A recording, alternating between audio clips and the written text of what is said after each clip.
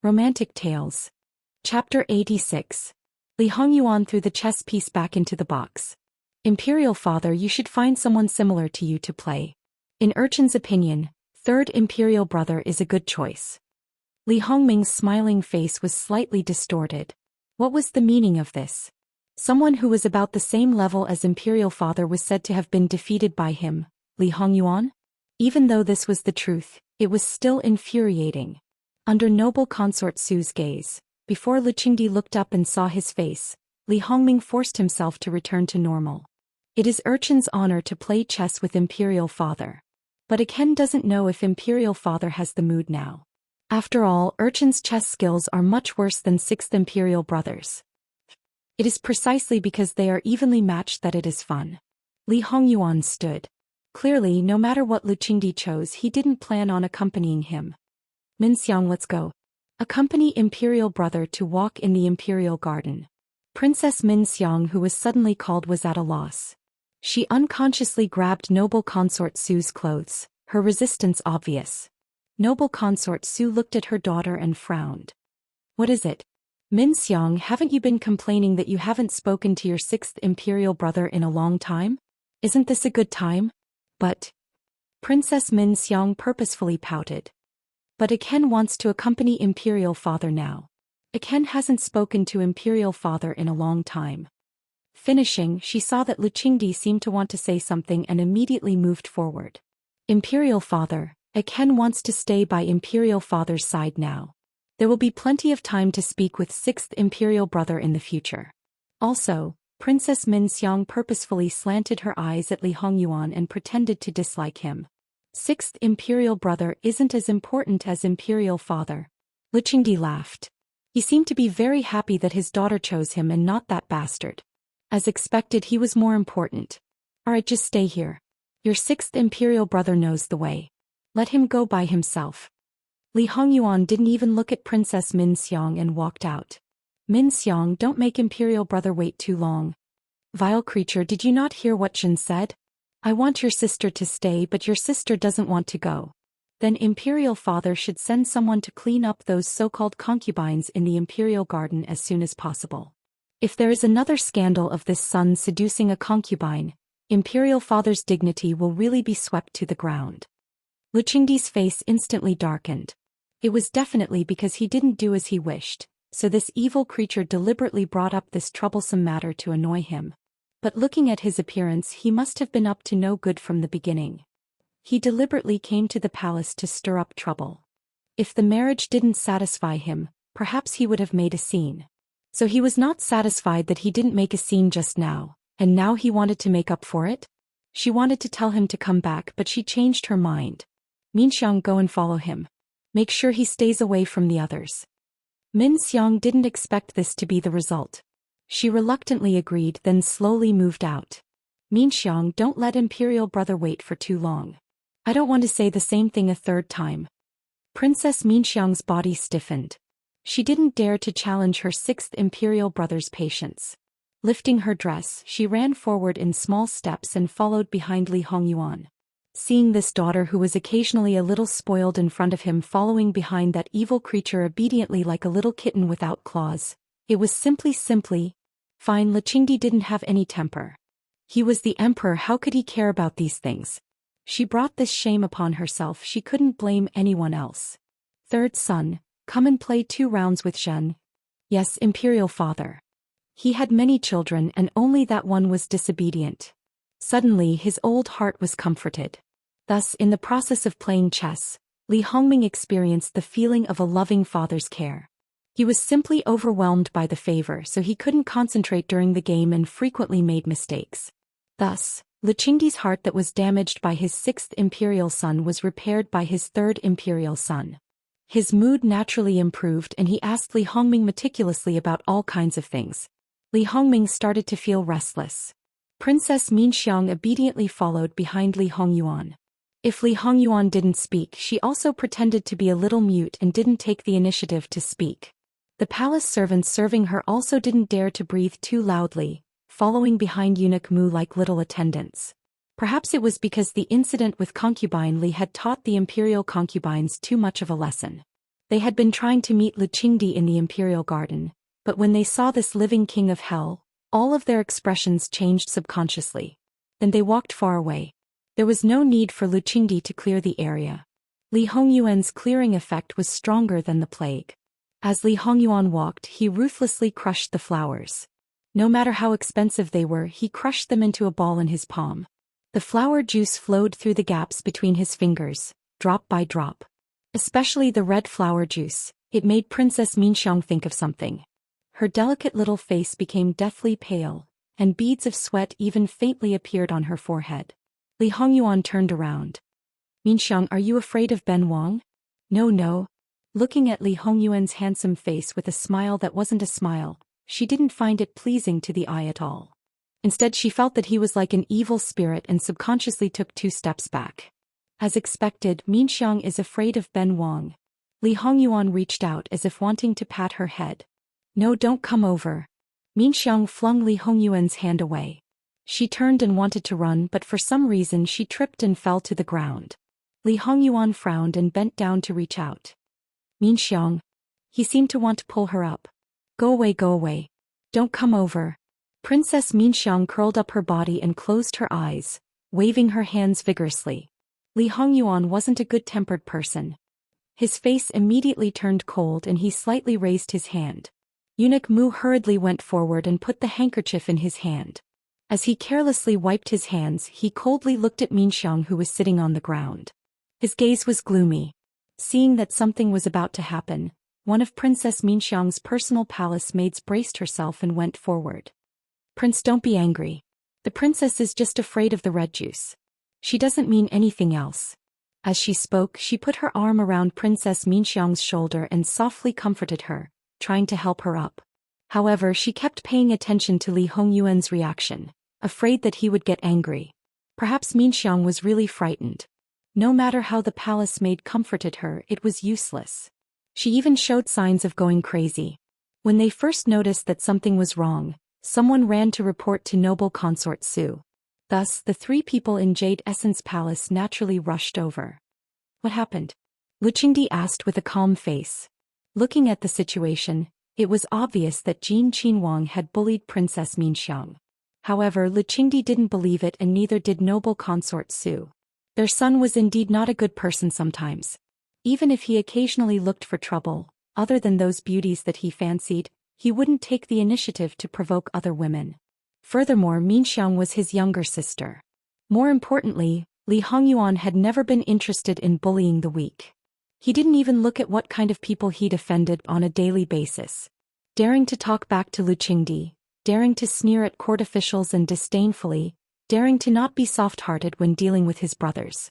As for those noble Gongzi and young masters who saw him, they were like mice that saw a cat. He wasn't that childish and senseless. On the other hand, Li Hongming looked at Li Hongyuan with suspicion and scrutiny. Princess Minxiang's palace maid hurriedly explained the whole story. Noble Consort Su heard this and looked at Li Hongyuan's cold face. She was afraid that Minxiang didn't know what was good for her and made him unhappy. She hurriedly ordered the palace maids to directly carry Minxiang back to her palace. Then she explained to Li Hongyuan in detail, Yuan should know that when Minxiang was 7 years old, she fell seriously ill. After she recovered, she developed the problem of not being able to see red juice. The imperial physician said that Minxiang must have seen blood somewhere and was frightened. However, when asked, she couldn't say anything. After that, she tried to avoid seeing red juice as much as possible. Li Hongyuan paused in the action of wiping his hands. Looking at the red silk handkerchief in his hand, he frowned. Ken doesn't know. Noble Consort Su saw that he still had an expressionless face, but she could feel a trace of guilt from him. This was already very rare. As the saying goes, those who don't know can't be blamed. You don't have to take it to heart. In reality, Li Hongyuan was very indifferent to everyone. Other than his mother, he could get close to her. Even Li Hongming and Princess Minxiang, who both grew up in Jade Essence Palace, couldn't make him feel much concern for them. Thus, noble Consort Su wasn't surprised that he didn't know about this matter. 6th brother doesn't know about such an important matter. Minxiang will probably be very sad if she finds out. After all, Minxiang has always liked 6th brother. Li Hongming said with a smile, This prince originally thought that sixth brother was deliberately making fun of Minxiang because she didn't listen to you just now. Li Hongyuan looked at him indifferently. Oh, so in the eyes of outsiders, this prince is such a petty person. Then if third imperial brother has something that you are afraid of, remember to keep it well. Otherwise, this prince will use this opportunity to make fun of third imperial brother. Shut up all of you. Lu Qingdi wasn't a hot-blooded emperor to begin with. In addition, he was old and hoped that his sons would be respectful to each other and have a happy family. Even though he knew that this was impossible, even though he knew that his sons were secretly fighting with each other because of the chair he was sitting on, he was still willing to deceive himself and others when it wasn't out in the open. Needles hidden in cotton floss would definitely make him angry. Noble consort Su also gave each of them a warning look, telling them to shut up. Mother, go and see Minxiang. This son saw that she seemed to be quite frightened. It would be better if mother was here at this time. Noble consort Su also knew that this was true, but she was also very worried. Then you want to wait for mother. Lunch. Mother, I can accompany you to eat at any time. As long as you don't find this son bothersome, I can come to the palace to eat with you every day. Let's forget about today for now. Minxiang is more important. Noble consort Su was still a bit hesitant. Imperial father, mother, this son suddenly remembered that there is something I need to do. This son will take his leave first. Without waiting for their response, he turned and left after bowing as arrogant as ever. After taking a few steps, he suddenly stopped. Mother, what does Minxiang like? Noble consort Su was surprised. Was he going to prepare a gift for Minxiang as an apology or to calm her nerves? He said with a smile, she likes anything that most girls like. I understand. No matter what, it was the most troublesome to meet anything. It was rare for Li Hongyuan to be affectionate, and Lu Qingdi was quite happy. If it was directed at him, he would probably be even happier. Because of this happiness, he decided to compensate him with 30% more gifts. Li Hongming lowered his eyes, hiding all the emotions in them. Don't blame them. Even if they were raised by imperial mother, he was as jealous as the other brothers. If Li Hongyuan dared to do something, they wouldn't dare to do it. If they did something a little out of line, they would be lectured and reprimanded. However, Li Hongyuan could do a lot of disgraceful things, but at most they would be yelled at by imperial father and imperial mother. Even the imperial censors would keep their mouths shut. On the contrary, if he showed a little love for his brothers and sisters and cared for his elders, it would make imperial father and imperial mother very happy. However, no matter how much filial piety they put in, they would at most get a smile and a "you're so considerate." There was nothing else. This was the difference. It was a habit, so it was natural. No matter how out of line it was, it wouldn't be worse, and no matter how excellent it was, it wouldn't be better. On the contrary, if someone who was out of line suddenly did something that made people feel gratified, it would immediately make people forget his bad points. On the other hand, if someone who was excellent and perfect suddenly did something out of line, then his good points would be overturned, and people would only remember this one thing and be brooding over it. In the future, when they encountered similar things, they would immediately associate it with him, and he would never be able to wash himself as clean as he was before he was stained with dirt. As for Li Hongyuan's temperament, it was caused by many factors such as the right time, the right place, and the right people. It was impossible for others to imitate him.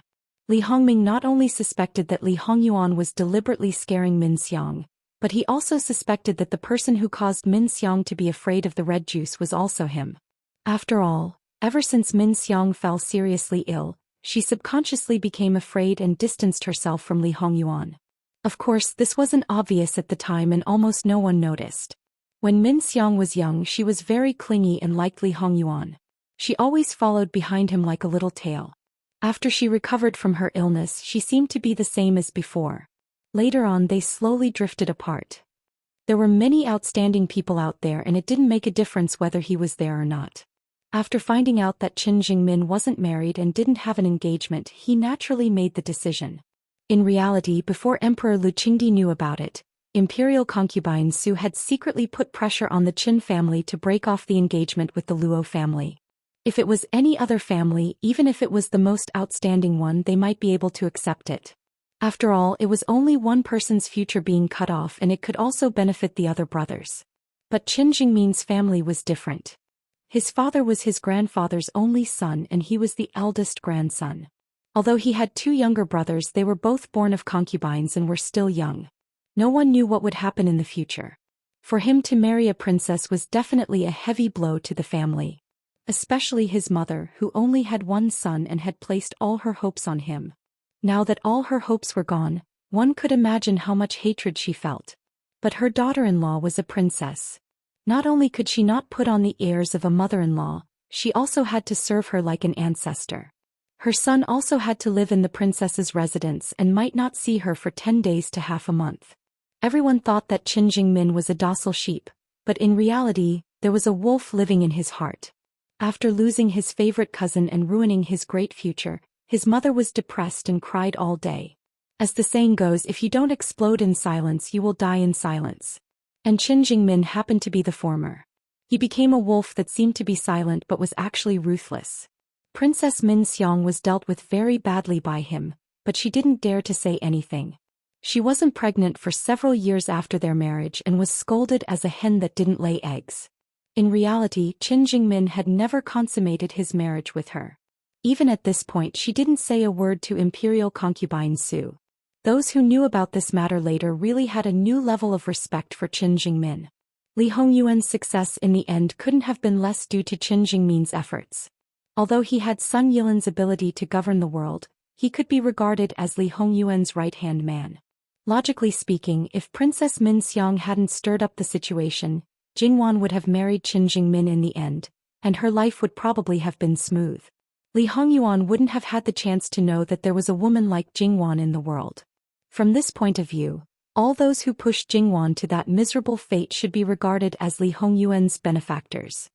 Unfortunately, what he saw was what Jingwan had suffered. Sorry, he couldn't see anything else. No one should try to reason with him. A few days later, on the birthday of Great Elder Princess, was the opportunity for Princess Min Xiang to meet Qin Jingmin. As for how they met, Li Hongyuan didn't know.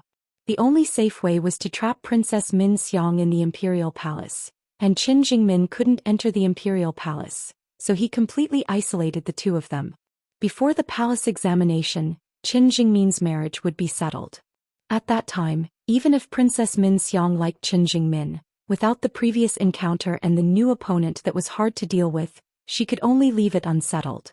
If he let nature take its course and let Qin Jingmin still be a princess for Li Hongyuan, it was the most satisfying way to deal with his rival in love on the premise that he couldn't kill her.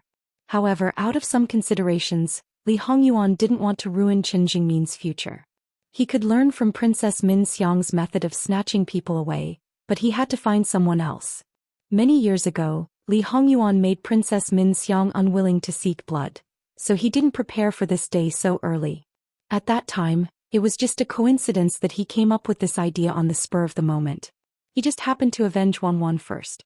Although as the person involved, Jingwan didn't know that there was such a big enemy, it was not a bad idea to keep the rest as a backup plan. Li Hongyuan thought back to a few years ago. The method he used on Min Xiang seemed to be a little cruel. In essence, Min Xiang wasn't a bad person. It was just that she had always been pampered and spoiled. She would snatch whatever she wanted and never think about other people's wishes. This wasn't just her, it should be a common problem for all of them. At that time, Li Hongyuan was trapped in the palace and didn't know about Jingwan's situation at all. Although he knew that Jingwan would grow up peacefully in Chitan Prefecture, he was still very irritable because he couldn't see her. He was often in a state of devil incarnate and always needed to find something to relieve the ruthlessness in his heart. Princess Min Xiang's cat happened to be in his hands.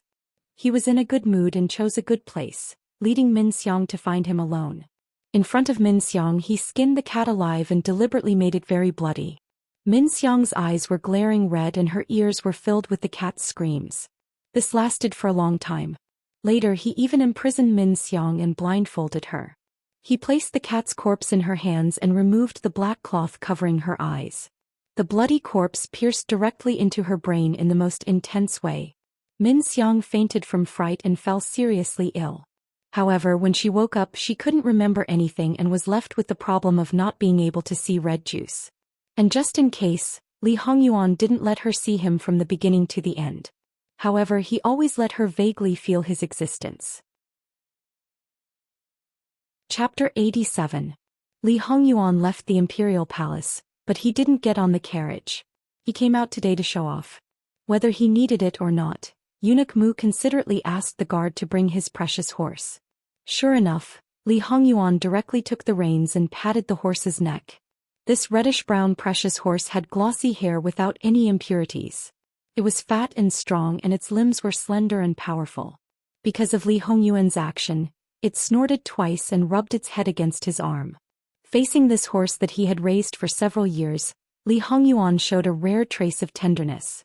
I haven't let you run for a long time. Today I'll let you run to your heart's content. When Eunuch Mu heard this, he knew that his master was going to make trouble again. He'd better let the city defense team get ready early. Li Hongyuan simply turned over and got on the horse. He was extraordinarily handsome and no one could tell that he was still injured. When he said that he wanted to run, he didn't restrain himself at all. He let the precious horse run wild. As his guard, he naturally had to follow him. Therefore, even if he knew that he would probably go to the prison of the capital government for a few days, he still braced himself and followed him. He should have been aware that he would be stabbed and imprisoned if he followed such a master. Since his master had left, the guard of honor could only return home empty-handed. Speaking of Li Hongyuan's horsemanship, of course, there was nothing to say. In the battlefield for several years in his previous life, he had run on all kinds of roads. Even in the downtown area, he was confident that he wouldn't bump into anyone, not to mention around the imperial palace. He wouldn't see an ordinary civilian for several streets. However, under normal circumstances, although there were few people, once people appeared, they were basically in groups. Even ordinary officials had 3 to 5 servants, not to mention people of similar status as Li Hongyuan. Li Hongyuan acted as if he did not see Prince Kang's guard of honor coming towards him. Not only did he not order the horse to slow down, he even sped up and rushed straight towards the carriage. The coachman was quite frightened and subconsciously pulled the reins on the left side. The horses pulling the carriage naturally swerved to the left side. In addition, the horses seemed to be frightened. All of a sudden, the carriage swayed and almost flipped over. Li Hongyuan rode his horse and whizzed past the carriage on the right side, while the guards behind him chased with all their might. The dignified guard of honor of Prince Kang was scattered like this, creating chaos. Li Hongyi was hit several times in the carriage, so his anger naturally soared to the sky.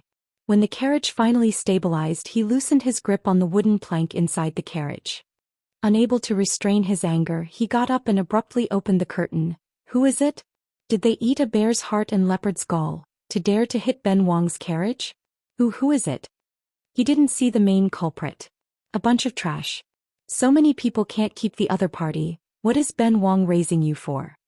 Everyone hurriedly knelt down to beg for forgiveness. Master's anger is, how could Prince Kang wait for them to explain? He jumped down from the carriage and kicked away the person closest to him. Trash, speak, who is it? Replying to Master, it is Jin Qinwang. Prince Kang's personal attendant didn't dare to have the slightest hesitation. He hurriedly replied with a trembling voice, fearing that if he spoke slowly he would anger him. But this answer could also explode his master's anger 10 times or 100 times, so he didn't dare to lie. Sure enough, at that moment, Li Hongyi's complexion could be said to be a black bottom pot. Because of the force, the veins on the back of his hand, neck and even his forehead were throbbing. Li Hongyuan. He squeezed it out from between his teeth. He really wanted to eat his flesh, drink his blood and chew his bones. Go back and give Ben Wang 50 whips. Go. No matter how angry he was, no matter how much he hated, he couldn't do anything to him. It wasn't that he didn't dare, but that he couldn't. Because if he endured it, this matter might be over. If he fought back, that bastard would be like a mad dog, biting him and not letting him go. The final result would only alarm Fu Huang, and the one who would suffer in the end would never be him, Li Hongyuan. This was what made him most aggrieved. When Prince Kang learned that Lu Qingdi was in the Jade Essence Palace, he went directly to the Empress's Kunyi Palace. The Empress, who was graceful and magnanimous, raised her eyebrows unhappily when she saw Li Hongyi. Her son was sometimes reckless and impulsive, but he wouldn't be so rude. His current appearance, to put it seriously, was disgraceful. What's wrong now? Prince Kang's anger naturally wouldn't subside so quickly. He angrily told the Empress what had just happened. The Empress was silent for a few breaths. Other than that, she didn't have any other reaction. It's not the first time. You've been like this every time. Even if you've angered yourself to death, he still lives freely without any harm. But calm down. You're giving Ben Wang a headache. If you encounter this kind of thing in the future, just think of it as being bitten by a dog. If a dog bites you, you can't always think of biting back. Li Hongyi said in his heart, if a dog bites you, it naturally won't bite back. It will directly chop you up. It wasn't easy for his anger to subside, but Li Hongyi didn't dare to disobey his mother, so he could only suppress it. The Empress glanced at him indifferently. It's useless to be calculative now. As long as you can become the final winner, no matter how much humiliation you suffered, you can make up for it 10 times, 100 times over. Let him be proud now. What I want is the final result. In this process, for some things that don't affect the overall situation, even if Li Hongyuan steps on my head and shits on me, I'll endure it. Mother, you're the Empress who is the mother of the world. Why do you have to go to this extent? Do you know why I'm still the Empress even though I'm obviously not favored by your father? Because I can endure it. I can endure it. I can endure it. I can endure it. I can endure it. I can endure it. I can endure it. When the Empress said this, she paused. She seemed to have thought of something and said more. Ding General Manor has great power. The reason why it hasn't fallen to the same situation as Wu Anho's mansion is not because the emperors of several generations have been particularly kind to Ding General Manor, but because Ding General Manor is backed by an aristocratic family with a deep background. The entire Sun family is intertwined. It's not easy to uproot it. Ding General Manor has come to this point today. There's no way back. If it retreats, it's not only because your uncle and others are unwilling to give up this great wealth, but also because once it retreats, it will become the next Wu Anho's mansion. Although the greater the power, the more your father fears it. Only by holding great power can Ding General Manor be protected. Your father won't let me be the only one in power. At the same time, he won't let Su control the imperial harem. In the imperial harem, he also needs balance. This is another reason why I'm sitting on the Empress's throne. The world thinks that I and Su are fighting to the death like water and fire. It seems that we're evenly matched.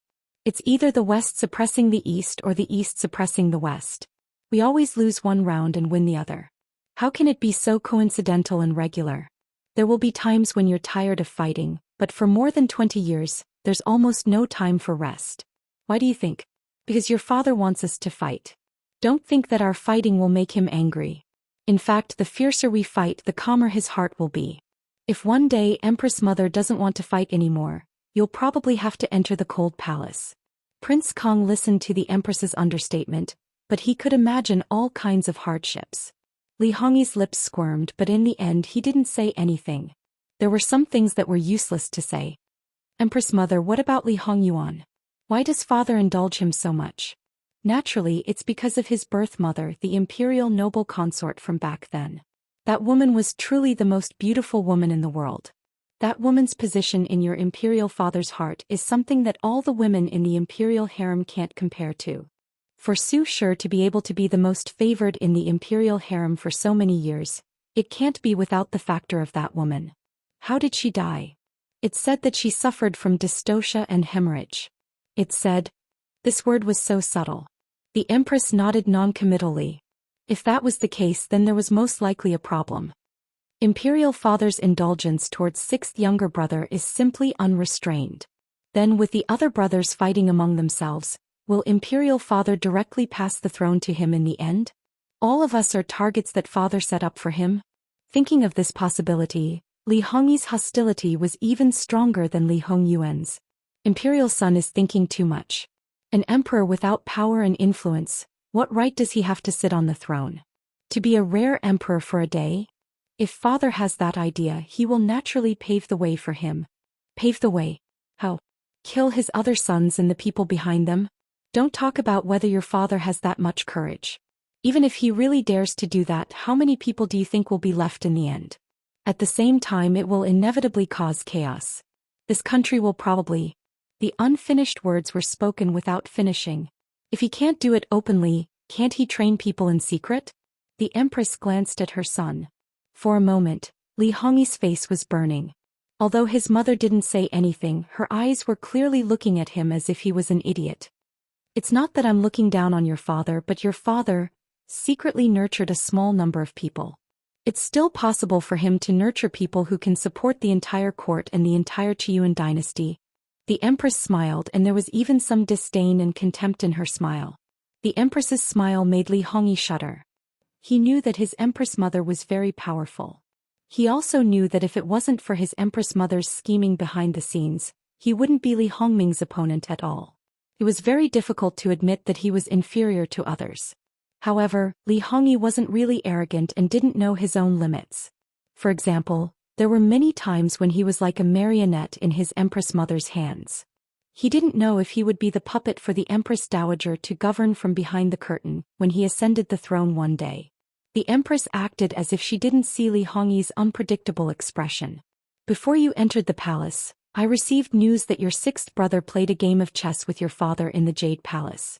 In the end, your father was defeated miserably when he gave 2 pieces to your father. Li Hongyi suddenly looked up at the Empress in disbelief. He had never won a game of chess with Luqing Emperor. Your sixth brother has never been an idiot. On the contrary, he has been very smart since he was young. He knows how to protect himself best. He knows very well that if he shows off his abilities, he may have died long ago. You should be glad that he seems to be on your third brother's side, but in fact he doesn't. If you really helped your third brother wholeheartedly, the power in your hands would shrink by at least 1/3. Therefore, my son, you should endure when you need to. Don't force him to side with his opponent. You will only suffer a great loss. Mother, are you saying that Li's sixth brother is hiding his abilities? He also has ambitions for the throne? My son, do you really want me to say those 2 words? Idiot. Li Hongyi's face was pale from the Empress attack. Perhaps he has ambitions. As a prince, there are not many who would not covet that throne. But perhaps because of the time of birth, there are differences in ambition. Your sixth brother abandoned school when he was young. He didn't learn many things that he should have learned. This is not something that can be made up for with intelligence alone. After so many years, he has long been used to extravagance and debauchery. How likely do you think it is for him to work hard without the help of outsiders? At least until now, he has not become anyone's opponent. You don't need to ask about him for now. Naturally, I will send people to keep an eye on him. You just do what you should do. Son knows. Then Li Hongyi hesitated as if he had something to say. A man should speak and act decisively. If you have something to say, say it. Don't hesitate. Back then, was the imperial Gui Fei not of good birth? After so many years, I haven't seen anyone from her maternal family. At least 9 out of 10 people in the world think so. However, it is not true. That woman actually came from the Pei family, the #1 aristocratic family in Jiangnan, and was the legitimate daughter. As everyone knows, the Pei family was loyal to the royal family of the previous dynasty. The Li family seized the country and changed the dynasty. The Pei family was unwilling to be loyal to the new ruler, so they all withdrew from the court and returned to Jiangnan. Because the influence of the Pei family was not small at that time, if the Pei family was destroyed, it was likely that many people who had submitted to the great ancestor would betray him and directly cut off the possibility of the great ancestor ascending the throne. Or perhaps the great ancestor wanted to show his benevolence, so he let the Pei family leave in one piece and issued an imperial edict. Unless the Pei family committed the crime of rebellion, the Li family's emperor could not make things difficult for the Pei family. Because of this, the Pei family naturally would not allow their people to have any relationship with the Li family. For nearly 100 years, there was no room for reconciliation. Furthermore, the Pei family had a family rule that legitimate daughters could not be concubines. The daughter of the Pei family fell in love with your father. At that time, your father was still a prince and just happened to go to Jiangnan on a mission. This matter was very fierce. Your father was almost demoted to a commoner by the previous emperor and had no fate with the throne. In the end, the daughter of the Pei family was eliminated from the Pei family. It was announced that the daughter of the Pei family had suddenly died. The daughter of the Pei family changed her name and followed your father to the capital alone. She hid for 3 years and changed her identity to enter the palace as a concubine. Your father stood his ground against the opinions of the masses and did not hesitate to violate the ancestral teachings to let her enter the palace without power, influence, or background, and be conferred the title of Imperial Gui Fei. Since father cared so much about the daughter of the Pei family, according to common sense, he should have passed the throne to sixth brother. He should have brought sixth brother by his side since childhood and taught him well instead of giving him to Su Gui Fei to raise. If at that time he had paved the way for sixth brother to ascend the throne, with father's full support, I believe many people would be willing to support Li Hongyuan and not the current situation. This son thinks that there must be something else hidden. If the identity of the daughter of the Pei family is a secret of the imperial family, then what you said is a secret of secrets. Imperial mother also doesn't know. Imperial mother, should we investigate? It might be of great benefit to us. Imperial son, if it was possible to investigate after all these years, Imperial mother would have already done it. Why would I wait until now? Back then the imperial noble consort died from blood loss during childbirth. All the palace servants who served her were angered by your father emperor and were all beaten to death to accompany her. Many other people were also implicated and lost their lives. Right now, the only people who still know the truth, other than your father emperor, is probably only Su Shi. Since then, that woman has been a taboo existence to your father. If you don't want to die, don't touch her. What business do you have in the palace? After talking for a long time, the empress finally asked him about proper business. It was clear that she did not want to continue talking about this matter. After knowing that sixth brother entered the palace, I thought that he most likely wanted to resolve his marriage with cousin. The son wanted to know what the result was. Ben Gong didn't know that you were so idle, imperial son. Does imperial mother think that this matter is not important? Because of this matter he was not at ease these few days. Did imperial mother not care at all? Then Ben Gong asks you, how is this important? Your cousin's disfigurement has become an established fact. Her original value is still there, but after she was bestowed to your sixth brother, she became a completely useless chess piece. It's the same no matter who she marries. Whether your sixth brother compromised or stirred things up to the end, what's the difference? Or is it that if he stirred things up, your cousin can still marry into a good family as your uncle wished and give you another helping hand? Li Hongyi opened his mouth and was speechless. Did sixth brother compromise or did imperial father compromise? This son can also prepare a congratulatory gift for sixth brother in advance, can't it? Su Shi has such a good imperial mother. She has long hoped that her son can have a proper person to take care of him. Although Yi Jia is disfigured, other than that she is basically impeccable. Even if your sixth brother dislikes her, why can't he let her cover her face and order her around as a servant? She can also take care of Jin Qin Wang Fu and handle the social interactions outside. Li Hongyi understood. With imperial concubine Su, his good sixth brother would compromise. Sixth brother has always been someone who doesn't like good things. His wedding gift is really a bit difficult. All right, imperial mother will prepare it for you. You don't have to worry. Then this son thanks imperial mother. Empress Sun waved her hand and let him spend more time on his errands. If there were things he did not understand, he should learn more and ask more. Don't think that he had nothing to do after finishing the matters at hand. Not long after Prince Kong left Kuan-Yi Palace, he met Prince Rui, who was also preparing to leave the palace. The two sworn enemies exchanged greetings for a while and showed their brotherly respect for each other. A few days ago they both wanted to rope an OL4 to work together to get rid of the other party. However, they didn't expect that when they thought that they had succeeded and were complacent, they realized that they had been tricked by OL4 at the same time. Then just as they left the palace, they both received news that their good sixth brother had rampaged through the city. He whipped several young masters from influential families and destroyed a lot of things. He had his group of bodyguards enter the capital's prison and went to Dingguo Gong Fu alone. This was not the end. The main thing was that he went directly to Sun Yijia despite being stopped. Sun Yijia was in her own small courtyard, the inner residence. Chapter 88. Although everyone in Ding General Manor wanted to stay far away from Li Hongyuan, the king of hell, they couldn't. In such a big house, if they didn't stop him or lead the way for him, they didn't know how many people he would offend. After all, there were still many unmarried girls in Ding General Manor. As for Sun Yijia, she had already been betrothed to this king of hell, and she was a disfigured and worthless person. It was human nature to offend her a few times. Therefore, although there was no one in front of Li Hongyuan, a very strange encirclement was formed around him. There were more or less people in three directions looking at him as if they were facing a great enemy. If he walked in the direction where there were no people, their expressions were relatively relaxed. If he walked in the direction where there were people, there would immediately be a few more people in that direction, implicitly telling Li Hongyuan that he couldn't go in this direction. Li Hongyuan sneered and took 2 more steps forward. The faces of these servants became very ugly. Their legs were clearly trembling, but they still refused to move a single step. Their eyes were as wide as copper bells, and they unconsciously put up a defensive posture.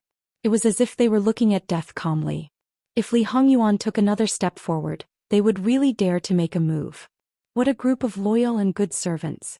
Li Hongyuan held the horsewhip in his right hand and gently stroked it in the palm of his left hand.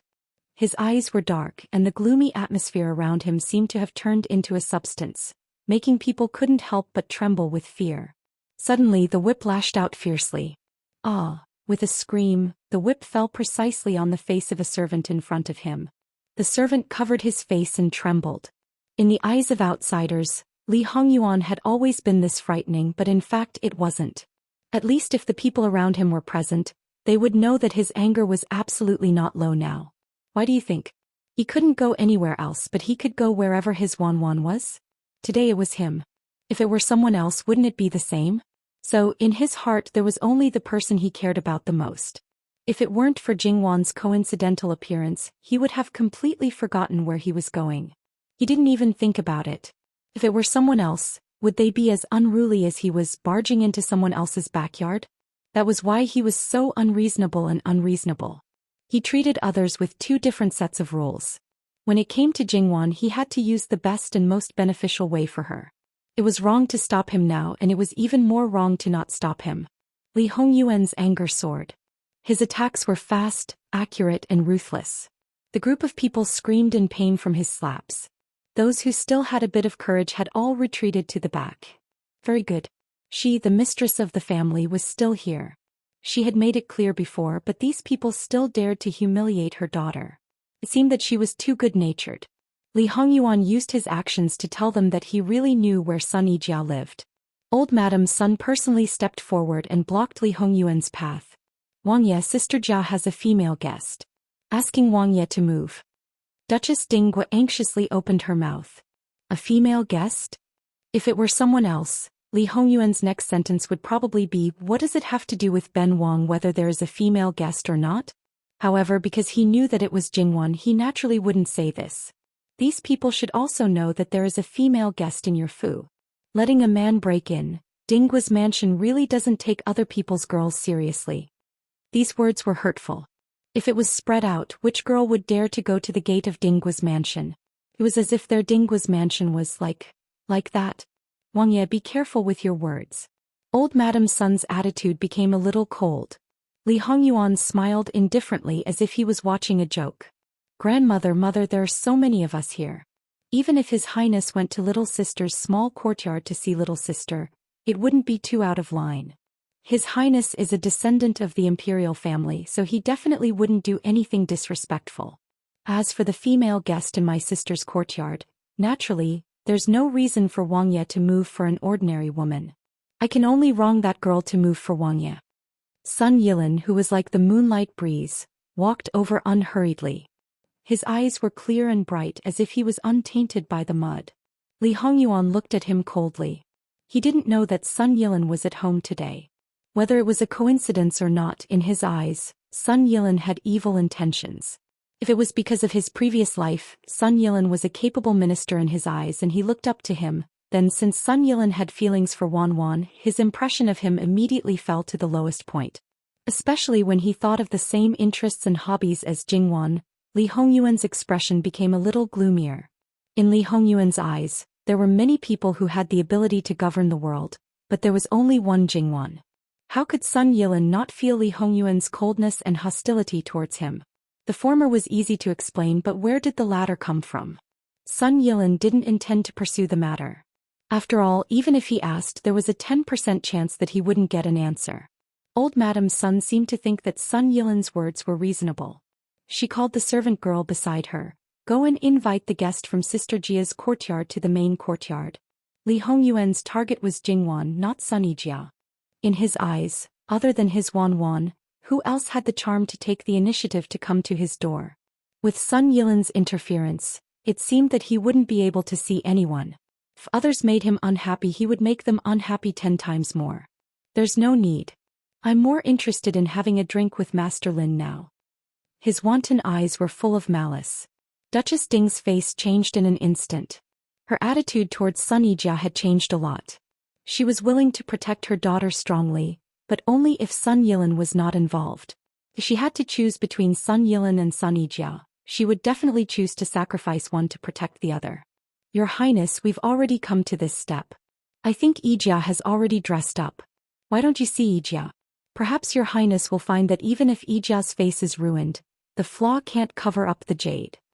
Li Hongyuan smiled.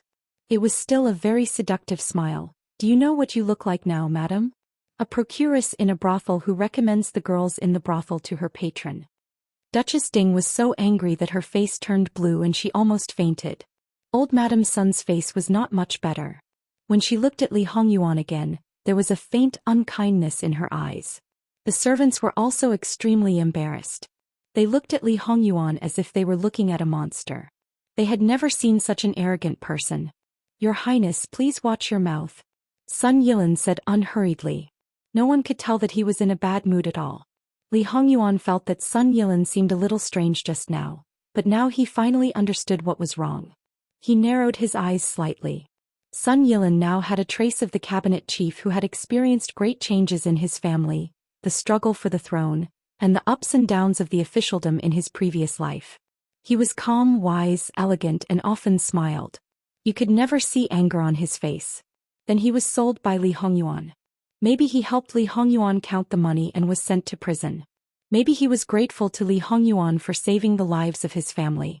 How old was he at that time? It seemed that he was only in his 30s. At this age he sat in the position of cabinet chief, but no one in the court said anything. In addition to being afraid of Li Hongyuan's abuse of power, it was also because Sun Yilin's ability and skills were convincing. Although Li Hongyuan didn't remember what state Sun Yilin was in his previous life, he was definitely not so sophisticated. It seemed that some changes had made him change a lot. Not only did he enter the officialdom in advance, but his mentality also matured in advance. Li Hongyuan didn't know whether this was good or bad, but he didn't care. He never expected to be the final winner again with the memory of his previous life. Once things changed, it was bound to cause a series of changes. He had long realized this. Li Hongyuan was indeed arrogant, but he was not arrogant. What? Did I say something wrong? Duchess Ding's attitude explained everything. I just wanted to invite you for a drink, but she hurriedly pushed your sister out. Li Hongyuan sneered softly and coldly. Sun Yilin, no matter how much you care about your sister, what can you do? She is just a chess piece manipulated by others. Even if she wants to marry me, the most unbearable person in your eyes, you can only watch. You can't do anything, not even say a word. Sun Yilin's expression didn't change, but his hands in his sleeves clenched into fists. Then he said with a faint smile, Your Highness is very self-aware. This bit of sarcasm didn't hurt Li Hongyuan at all, and he was indeed very self-aware. He knew what kind of person he was, and he was very clear. In comparison, he preferred to tell the truth. It was really fun to make everyone feel uncomfortable and have nothing to say. He nodded carelessly. I have always been very tolerant. How about this? I will give you a chance to choose. Do you want to drink with me, or do you want me to go and find your sister to pour out my heart? Sun Yilin cupped his hands. This official just happens to have a jar of good aged wine. Your Highness, please do me the honor of drinking with me. Not all people in Duke Ding's mansion are blinded by interests, but Li Hongyuan looked at Sun Yilin and touched his chin with interest. I am looking forward to this marriage. Thinking of all the things about Li Hongyuan, almost everyone's thoughts went astray. The servants couldn't help but feel pity for their young master. At the same time, they felt indignant in their hearts. He wanted to marry their young lady, but he wanted to touch their young master. Such an excellent and perfect young master was going to be defiled by this living king of hell. How could their young master face others in the future? However, if these people noticed the look in Li Hongyuan's eyes, they probably wouldn't think so much. The depths of those deep eyes were cold, without any warmth. Duchess Ding wanted to stop him, but Sun Yilin raised his head as if he had sensed something. He gave her a slightly profound look. Duchess Ding froze, her lips squirmed, but she couldn't say a word. Please, Your Highness. Sun Yilin indifferently reached out his hand and made an inviting gesture. When the two people were far away, Duchess Ding looked at old Madame Sun helplessly. Nyong, are we just going to watch and do nothing? Then what do you want to do? Let people throw Jin Qinhuang out? I thought you could really protect Sister Jar at all costs. Now that I see it, it's nothing more than this. Since you don't have the courage to resist Jin Qinhuang, then you can only choose to accept it. Lin Gu'er chose to sacrifice himself for his younger sister. Regardless of whether others think it's not worth it and regardless of whether others say he's stupid, as long as he thinks it's worth it, it's enough. After all, he's a man. It's only his reputation that will be damaged and it won't ruin his future. On the contrary, the emperor may see that he was bullied by Jin Qinhuang and feel guilty and think more highly of him. Old Madame Sun said coldly, "Yang, how can you say that?" At this time, mother-in-law still spoke sarcastically. Wasn't that her most beloved grandson? Duchess Ding was anxious and angry, her eyes red. With the reputation of being a pet molester, how can Yilin marry and have children? Even if his future is not damaged, others will say that he's relying on sex, to get to the top. There are many people who want to cling to Duke Ding's fu. Why can't he marry and have children? If his future is not damaged and there are benefits, isn't that enough? Don't you put benefits first? For benefits you can sell your sons and daughters. The current situation may be to our Duke's satisfaction, especially your eldest son. He may be so happy that he's about to celebrate. And you ask yourself honestly, are you protecting Sister Jar or yourself? Nyong, it's not like this. It seemed that some secret had been exposed. Duchess Ding was angry and wanted to explain. If it weren't for your greed, would it have become like this today?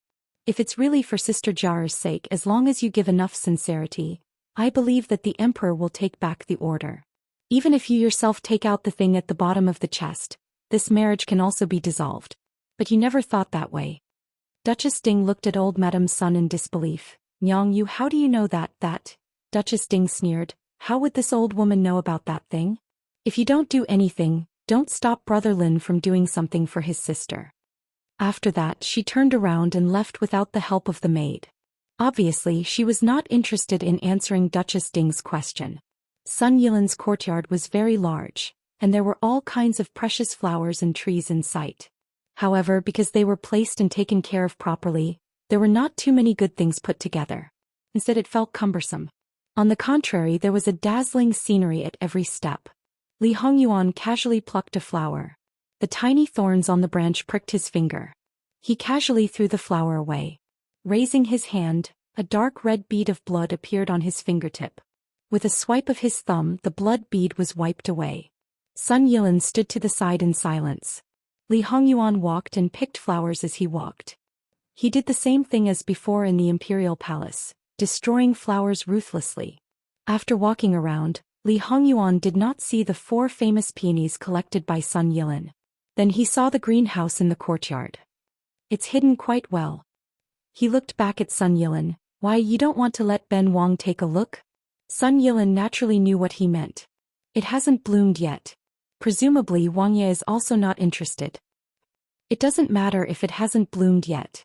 Ben Wang can also let people move it back and slowly wait for it to bloom. Wang Ye is joking. You think Ben Wang is joking? Seeing that Sun Yilin's face finally changed slightly, Li Hongyuan unhurriedly opened his mouth. You are indeed joking. However, it's good to raise your pots of peonies. If Ben Wang knows that you gave them away, don't blame Ben Wang for using them as firewood. Sun Yilin was quite surprised. This was not like Jin Qinhuang's style. What did he mean by insisting that he keep them in his hands? Would Li Hongyuan tell him that he couldn't bear to see him use flowers and trees to hook up with his future wife? Other than giving a stalk of Wei Zi to Jingwan, Sun Yilin didn't see him give it to anyone else. Naturally, to prevent this kind of thing from happening again, the best way was to cut the weeds and pull out the roots, burning them all. Unfortunately, his wife already knew that these flowers were destroyed by him. After they got married, it was inevitable that she would settle accounts with him. Even if his romantic affair was fake after all, it could still be used as fun to settle accounts. But according to how much Jingwan cared about flowers and trees, even if they weren't her own and he destroyed them, she would still be really angry. As for borrowing a knife to cut flowers, other than him doing it himself in the entire capital, even if other people dared, they wouldn't do it. As for those who didn't dare to do it, there was no need to talk about it. Li Hongyuan picked another flower and then hooked the corner of his mouth. He reached out and put the flower hairpin above Sun Yilin's ear. His action, in the eyes of the servants not far away, was simply indescribably charming and flirtatious. Li Hongyuan was the most handsome man in the entire capital and even the entire Qiyuan. There was no need to talk about the degree of handsomeness, and Sun Yilin's appearance was absolutely not bad. At the age of 17 he was still a young man who hadn't completely grown up. With a flower hairpin it added a bit of beauty to him. Sun Yilin was half a head shorter than Li Hongyuan. When the two people stood together, it inexplicably made people feel that they were a match. This was Jingwan's first impression when she saw the two standing together. Then her eyes were covered by a hand that stretched out from the side. Jin Qinhuang, fifth brother. Sun Yijia's face was covered with a veil, her expression somewhat stiff as she opened her mouth. When the two heard this, they turned their heads at the same time and then their complexions turned bad. Li Hongyuan's purpose was only because he was bored and did it for those who were afraid that he would do something to Sun Yilin. But it seemed that he overreached himself. How could it be seen by Wan? What if it was misunderstood? Although what one sees may not be the truth, but many times misunderstandings were caused like this. Being caught in the act, even for someone as thick-skinned as him, he also felt somewhat embarrassed and guilty, okay? The problem was that he still couldn't explain. Compared to Li Hongyuan, Sun Yilin wasn't much better. No matter what purpose Jin Qinhuang had for doing that kind of thing, he was able to deal with it as usual. Besides, although Jin Qinhuang was smiling, but in reality he was a bit playful, a bit bored, and there wasn't the slightest bit of ambiguity. So much so that his fingers didn't even touch his own hair. However, when it was seen by the girl he admired, it was completely different. After all, he wasn't that shameless Li Hongyuan. In this aspect he was more like a blank sheet of paper, so his face couldn't help but turn red. Jingwan just happened to pull Sun Yijia's hand down and saw Sun Yilin's red face. Could it be that this famous Lin Gongzi wasn't actually coerced but was actually in love with Jin Qinhuang? It was only because of their reputation that they didn't openly walk together?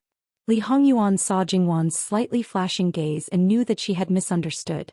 He couldn't help but have a somewhat dark expression. Then in Jingwan's view it was because he was displeased because his good thing was disturbed. If the two people knew Jingwan's thoughts, they would have the heart to die. Li Hongyuan shot a glance at Sun Yilin. Sure enough, he thought too much. What steady, wise, and refined cabinet grand secretary, this face was too lacking. Even if he really did something wrong, he still had to be confident and self-confident, his face not red and his heart not skipping a beat. Chapter 89. Sister Jia, why don't we leave first? Jingwan felt that if she continued to watch, she would feel awkward. Sun Yijia was also very tangled. Although she had not experienced the baptism of adult education, she did not think as much as Jingwan and did not misunderstand the relationship between the two. However, the two of them did not seem to get along as badly as she imagined. Her worries seemed to be superfluous, but for her to turn around and leave like this, she was also not at ease. Jingwan's voice brought Sun Yilin back to his senses. Why did you come over? Sun Yijia naturally would not tell him directly that it was because she heard that her own brother had obstructed Jin Qinhuang for her, and he himself was put in a difficult position. For a moment he accidentally smashed something. His heart was perturbed and he could not sit still. It was Jingwan who suggested coming over to take a look. She was originally worried that it would be rude to leave Sister Wan behind, but she did not think that Sister Wan would also come over. In fact, Sun Yijia did not approve of Jingwan following along. She was worried that because she was not liked by Jin Qinhuang would vent his anger on Jingwan and do something rude to her. If it was not good, it might even ruin her reputation. However, Jingwan insisted, so she could not do anything. If it was said that Jingwan did not consider this, naturally it was not. When facing people who were not stingy, one naturally had to be on guard. After all, in this world, if a woman was too harsh, the consequences of ruining her reputation would be too serious, especially when it was related to innocence. Jingwan dared to come over, naturally she had something to rely on. After all, she was Jin Qinhuang's savior. She would not force him to repay the favor. For Jin Qinhuang to let her off was already a great kindness. However, the real reason was that she felt that Jin Qinhuang was not as unbearable as the rumors said. In addition to what she saw and understood about Jin Qinhuang, there was also a feeling. That feeling was inexplicably strong, so strong that it made her desperate to take risks. Because when I was at Bai Long Temple I made a flower arrangement. Sister Jia said that the flowers in young Master Sun's courtyard were the best and wanted to cut a few to make vases. Jingwan lied without changing her expression. Because it was not completely false, she was not guilty at all. It was just that she was originally going to pick flowers in the garden. So it was like that. What do you need? I can cut it for you. If he just let them go like this, perhaps this misunderstanding would become real.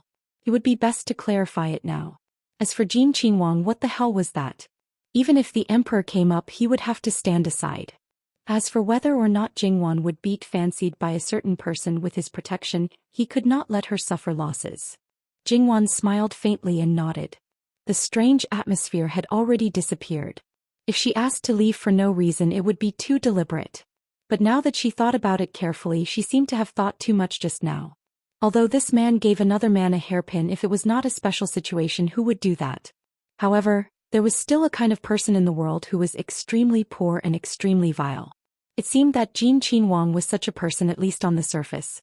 If this matter was done by Sun Yilin, then Jingwan would not think about anything and would directly nail him on the road of being an homosexual.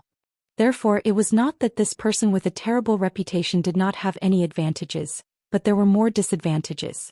For example, in the future if he affectionately expressed his deep love to his true love, not only would the other person not be moved, but would instead give you a suspicious face. That would make you want to vomit blood and bang your head against the wall. This was the true portrayal of the incomparably honorable Jin Qinhuang.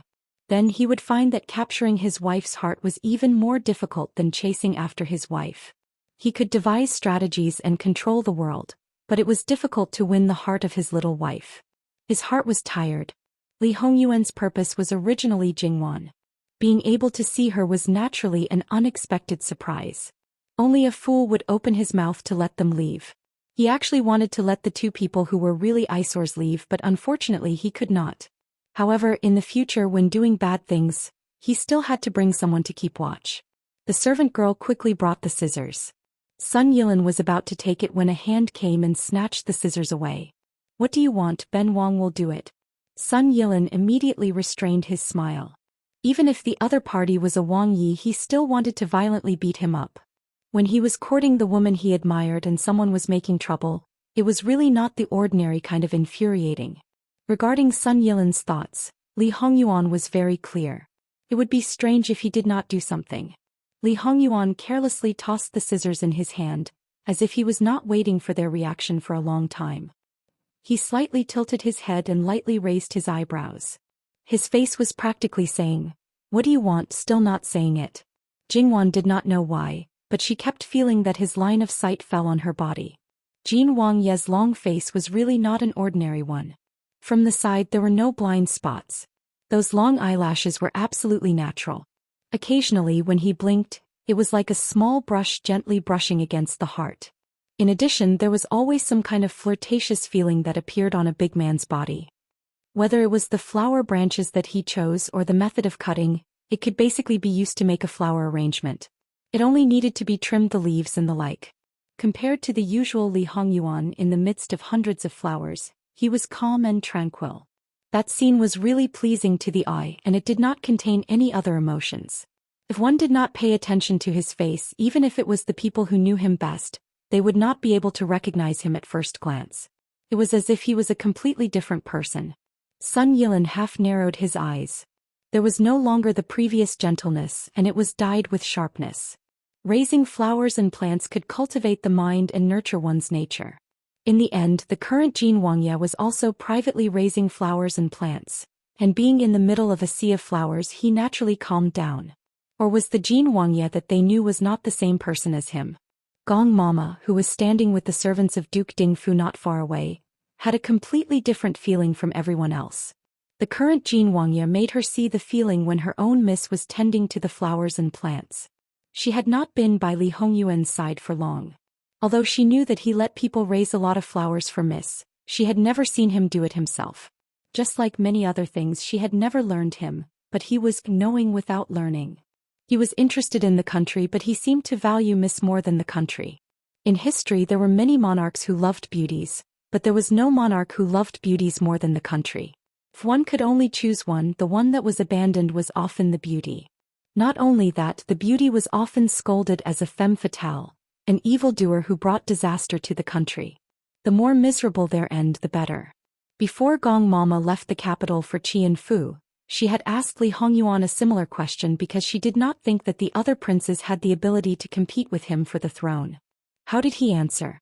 If they can't even protect their own woman, then they are incompetent. Ben Wang will raise her to the highest position and let the world know that with her, the country is stable and the world is peaceful. Without her, the country will sway and the people will be in a terrible situation. With her, the monarch will listen to honest advice and accept hundreds of words. Without her, he will be obstinate and self-opinionated and dictate the court. Of course, these were not Li Hongyuan's original words, but according to Gong Mama's understanding, it was like this. At that time, because she had not seen Jingwan, her heart was complicated and difficult to speak. This clearly wanted to push Miss Luo to the position of national treasure. Then no one would dare to touch her. She was originally worried that if Miss Luo was really a demoness who could bring disaster to the country, then when the Qiyuan dynasty changed to a new emperor, it would be the end of the country. Fortunately, her new master was much better than she had expected, so it did not take long for her to completely lean towards her young lady. Moreover, after more than 2 years, she was very clear that if Miss Luo was really raised to such a high position by the prince, she had the ability to protect the country. It was not only because she could influence the prince to the greatest extent, but also because she herself had that kind of potential. While Gong Mama was distracted, Li Hongyuan came back with a basket full of flowers. His movements were calm and unhurried and his posture was straight. Even though he was doing something that did not match his status, it did not damage his noble aura at all. Instead, it reduced the coldness and alienation that came from his princely robes, making him seem so high and mighty that he could be easily broken with a stretch of his hand, tempting people to approach him. Wherever this man went, the heavens and the earth would dim in comparison. Jingwan almost subconsciously stroked the prayer beads on her wrist. The feeling of a monarch overlooking the world appeared again. Every step he took, it was as if he deliberately stepped on her heart. And this time not only Jingwan, Sun Yilin, who was close by, also felt it. Because he often saw Lu Qingdi, he was very clear about what it meant to be unpredictable. If it was a guess before, then now Sun Yilin was 100% sure that all of them had been deceived by Jin Qinhuang. He hid it so deeply, if he said that he did not have any ulterior motives, even ghosts would not believe it. However, he had clearly been hiding it well, so why did he suddenly find out? Perhaps he agreed to this marriage because he wanted to win over Duke Dingguofu, or was it because he wanted to be used by Li Hongyuan? He originally did not approve of this marriage, and after Li Hongyuan was exposed, he disapproved even more. Not to mention whether his terrible reputation before was true or false. Even if it was false, this man's mind was too deep, too terrifying. It was not something that could be influenced by anyone. And in Sun Yilin's view, those were most likely true because it had no effect on him at all. So why should he wrong himself? Moreover, only by making the play real could he deceive everyone. Therefore, no matter what, if his younger sister married him, she would definitely not have a good life. Seeing Sun Yilin's fluctuating expression, he could roughly guess what he was thinking. Li Hongyuan coldly snorted in his heart. He did not need Duke Dingguofu at all. What he needed was the Sun clan behind it. Not to win them over, but to destroy them, to split them up. Moreover, it was really embarrassing, but he had already started. Even if the masters of Duke Dingguofu found out now, it could not be salvaged. The only person present who knew Li Hongyuan's purpose was probably only the serious-looking Gong Mama, because she really did not know what to say. And if Jingwan knew that all his purpose was just for her to see, all his performance was just because a male peacock flaunted its feathers to seek a mate, she did not know whether she should be proud of herself for being able to subdue such a man, or remain silent and then slap this man away. When Jingwan took the basket handed over by Li Hongyuan, to be honest, she was still a little out of sorts. But the deep education in her bones still made her salute without any hesitation. "Thank you, Your Highness." Her attitude was calm, neither servile nor overbearing. Li Hongyuan smiled gently. This was his Wanwan. She did not have a peerless appearance, a strong background, or various talents, but she was gentle, considerate, generous, open-minded, unyielding, grateful, and never complained. She was kind but also had a clear distinction between love and hate. If she liked someone, she liked him.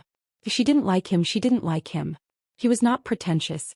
How many people didn't like and cherish her? Your Highness, can you not laugh? It was too illegal. She had to admit that Jingwan felt that she seemed to have been inadvertently flirted with by this man again. But it really was inadvertent. Joan, you're too naive. Seeing the harmonious atmosphere between the two, Sun Yilin suddenly felt a strong sense of danger. For a while he did not think of Li Hongyuan's true goal. He was worried that Li Hongyuan had become interested in Jingwan.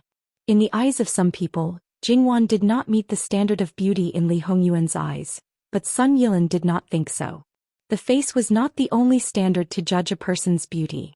If one had a good appearance but did not have the bearing to support that appearance, it was all in vain. Sun Yilin subconsciously wanted to separate the two of them, but Li Hongyuan seemed to have eyes on the back of his head. He took a step to the side and turned to walk away. The charming atmosphere instantly disappeared and everything seemed like an illusion. Sun Yilin, didn't you want to treat this king to wine? Where is the wine?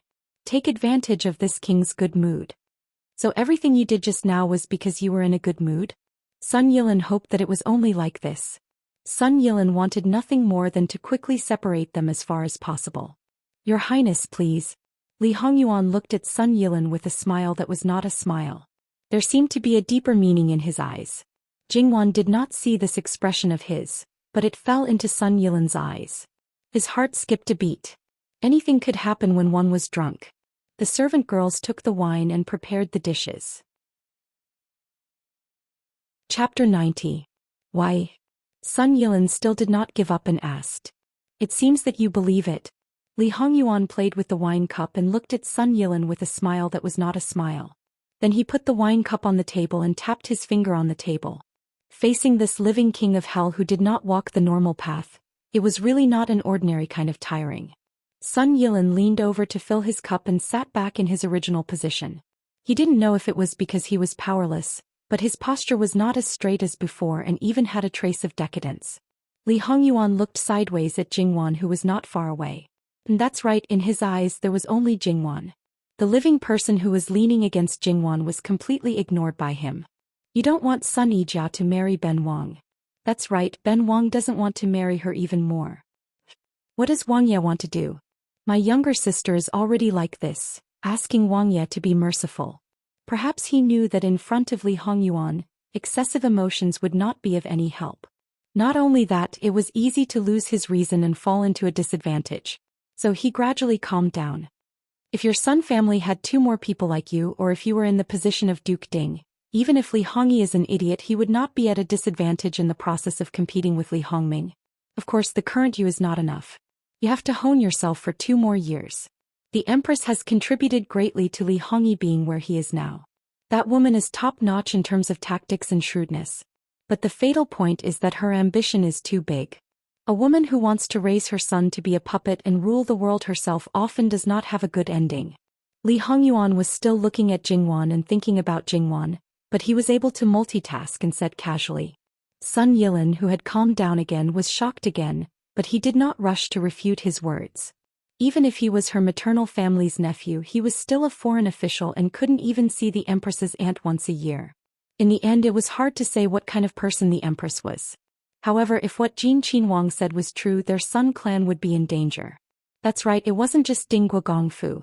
Once this matter was known by the Emperor, even if it would shake the foundation of the country, even if it would cause him to be labeled as a tyrant, he would not hesitate to massacre the entire Sun clan. The Empress is a smart woman. Naturally, she won't let others easily discover her ambitions. Among the people around her, probably only Li Hongyi can sense it. But Li Hongyi needs her, so naturally he won't do anything to harm her. And for the same reason, she didn't completely restrain herself in front of Li Hongyi. Sun Yilin really wanted to say, "You know it too." Moreover, he was able to know such a secretive matter. He was simply omnipotent. "What does your Highness want me to do? Why do you think Sun Yijia is very miserable now? Maybe she thinks she's doing very well now." Sun Yilin no longer expected Li Hongyuan to be able to speak properly. Li Hongyuan was always not on point. However, his words still caused Sun Yilin to ponder deeply. Ever since his younger sister's face was disfigured, her temperament had changed a little. But thinking carefully, she didn't become gloomy and gloomy. Instead, she seemed to be more energetic. Sometimes she could even be said to be in high spirits. Something that even he, as her elder brother, didn't notice, an outsider noticed. Your Highness really knows my younger sister. Those who don't know would think that your Highness has liked my younger sister for a long time. Then after her face was disfigured, you didn't like her anymore. Sun Yijia is indeed only barely acceptable with that face of hers. Sun Yilan's heart choked. He simply couldn't spit out a mouthful of old blood. He shouldn't be called the living king of hell. He should be called the living king of poison. His mouth was poisonous, his heart was poisonous, and his methods were poisonous. It was really a waste of that face.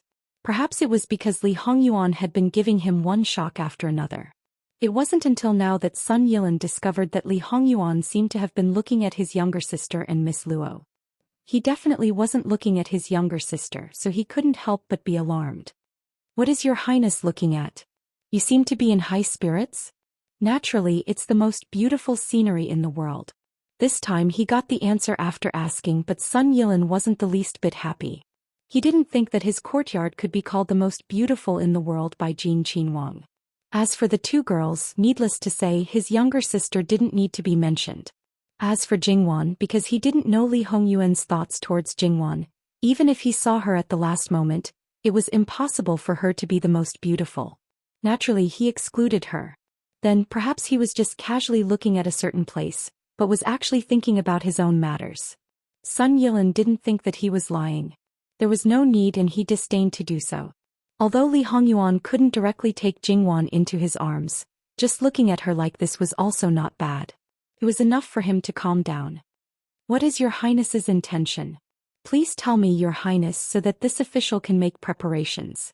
Li Hongyuan was repeatedly disturbed from looking at the beautiful scenery, so his heart was naturally unhappy. Finally he gave Sun Yilan a look. You're really persistent. His line of sight swept over Sun Yilan's neck. You should be glad that your Highness's mood is good right now. Otherwise, if you're so noisy, your Highness might have already wrung your neck. This wasn't a threat but simply a fact. Sun Yilan couldn't help but stiffen. As if he had whetted Sun Yilan's appetite enough, Li Hongyuan finally showed great mercy and opened his mouth. Benwang doesn't need you to do anything. You can do whatever you think you should do. As for the reason why I let you know these things, it's better that you don't know. If you know, in case you do something irrational, your Highness might be unhappy and end your life. No matter what, you're still considered a talent. If you die before you can benefit the common people, it's more or less a pity. A male peacock letting another male peacock teach him how to be strong and beautiful. If it wasn't courtship, then wasn't it obvious what it was for? A maidservant came and respectfully saluted. Your Highness, Gongzi, Prince Kong has arrived. Li Hongyuan picked up the wine on the table and drained it in one gulp, then casually threw the cup back on the table. Li Hongyi is worried that your Highness will eat you up. He came quite quickly. It seems that he really values you. You're appreciated by Fu Huang and you're also brimming with talent. You're the minister he reserved for his future backbone. If you're ruined by Benwang, he would indeed feel distressed. However, since he dares to go against Benwang, I don't know if he's prepared to pay the price. Why is he going against you? It's clearly you who started it first. Knowing that Prince Kong was coming, Sun Yijia was naturally relieved. Although she felt that if Prince Jin really wanted to do something, even Prince Kong wouldn't be able to stop him. But now, Prince Jin would restrain himself and wouldn't do anything too excessive. Thus she pulled Jingwan and left with the basket of flowers. His wife couldn't see. Li Hongyuan couldn't help but sigh with regret in his heart.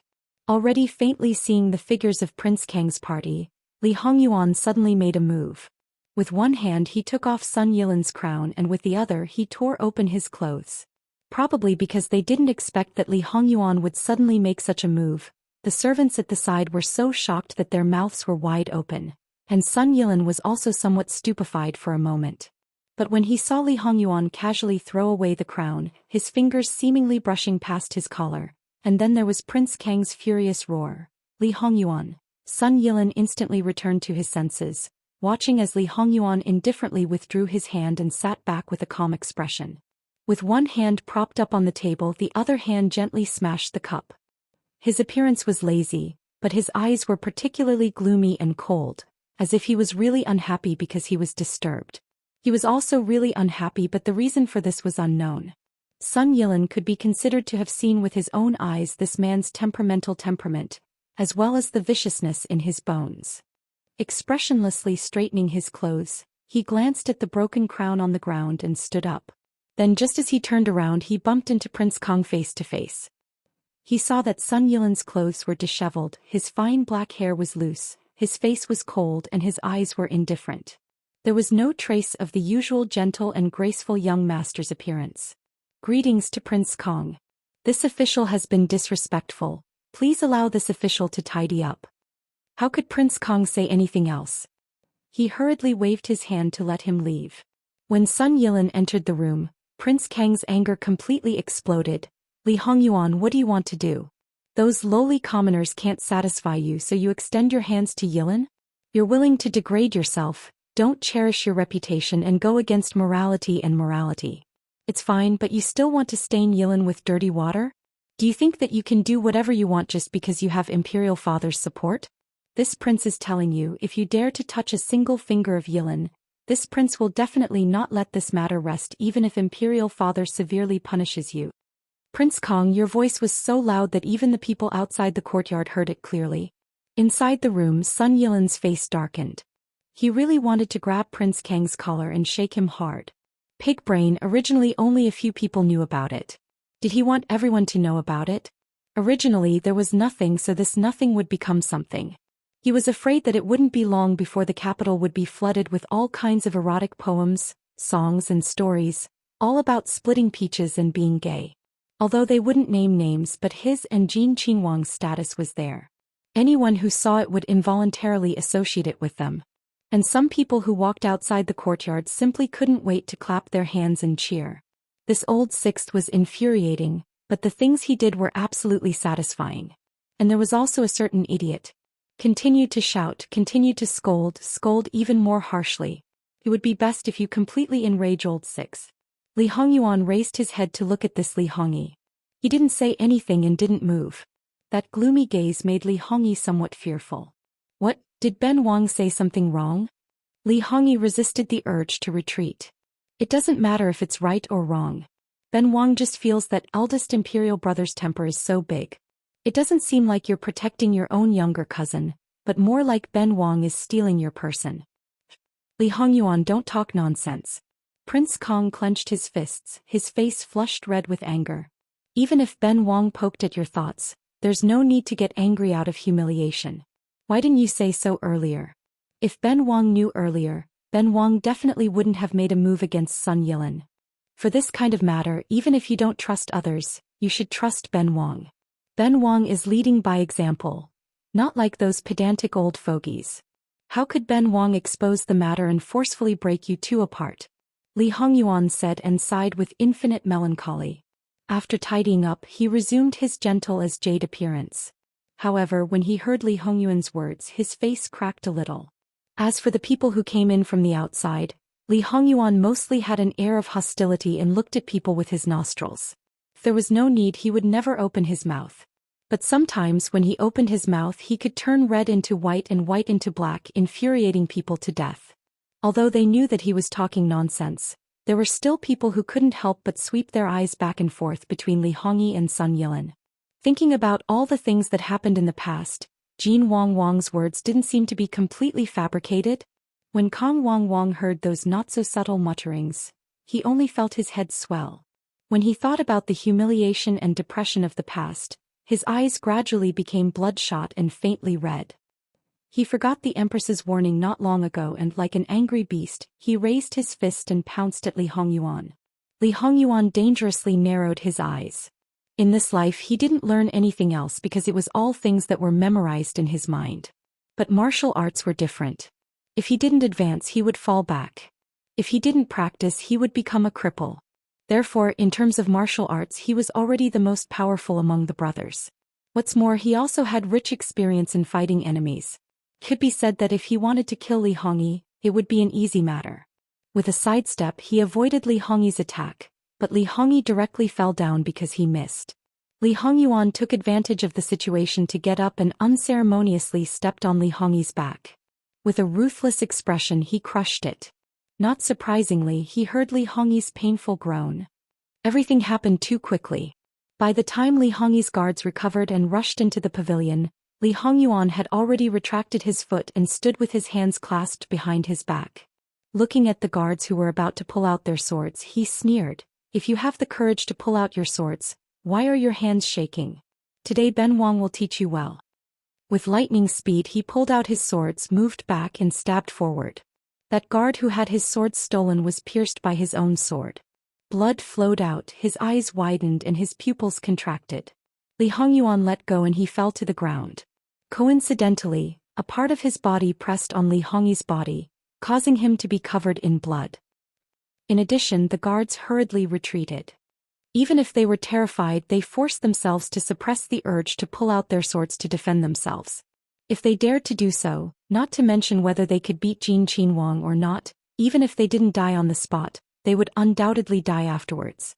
Not only that, they would also implicate their families. Not to mention that Li Hongyi was frightened. Even the people who were watching the excitement were shocked by Li Hongyuan's ruthlessness. Without any warning he took a life. Who among them hadn't had their hands stained with blood and human lives? But basically it was through other people's hands. Basically no one would personally do it. Eldest imperial brother, look at this group of wastes that you raised. Ben Wang helped you take care of one. Remember to send a thank you gift to Jin Qinhuang Fu. After all, not everyone has the honor of making Ben Wang personally take care of them. Not to mention that killing people takes a lot of effort, it also dirties Ben Wang's hands. Li Hongyuan looked at the bloodstains on his hands with a face full of disgust. The words that came out of his mouth were really not the usual shameless. And Mu Gonggong, who originally no one noticed, came out in time to make his presence known. He trotted into the pavilion and put a snow-white silk handkerchief in Li Hongyuan's hand. Then he stood to the side with lowered eyebrows. Originally he returned to Jin Qinhuang Fu with the Qinhuang honor. After learning that Li Hongyuan came to Dingguo Fu, he rushed over with the carriage. When he heard that his master had Sun Yilin accompany him to drink, he could only secretly sigh. Sure enough, if he didn't cause some trouble he wouldn't be their family's wise and powerful Jin Qinhuang. Then he saw Kong Qinhuang, who hurriedly entered Dingguo Fu, and then Rui Qinhuang, Gong Qinhuang, and the others who came to watch the excitement, so he followed in.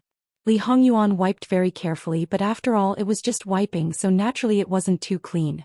Then Sun Yilin also entered the pavilion with a maidservant carrying water. Seeing the maidservant's shivering appearance, the water in the basin rippled.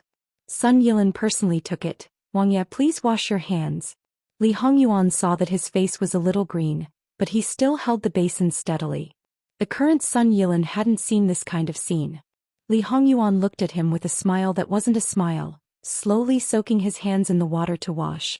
Compared to eldest imperial brother, Yilin really admires Ben Wang more, right? Wangya is joking. He put down the basin and picked up the handkerchief. "Do you need this official to help Wangya wipe his hands?" He counterattacked so quickly. Did he find out that he resisted physical contact with him, so he deliberately wanted to disgust him? He didn't respond to his words, nor did he take the handkerchief. Instead he reached out to the side and put a silk handkerchief in his hand. Ben Wang isn't used to using other people's things. Sun Yilin indifferently put the handkerchief down and looked at Li Hongyi's guards. "Why haven't you helped your master into the room?" Previously he had already ordered people to invite the Fu's doctor and sent someone to invite the imperial physician. A Qinhuang was injured, no matter whether it was light or heavy, they couldn't be the slightest bit careless. Sun Yilin wanted to turn a big problem into a small one. Li Hongyuan threw the silk handkerchief to eunuch Mu. Without saying a word, he flicked his wide sleeves and walked out of the pavilion.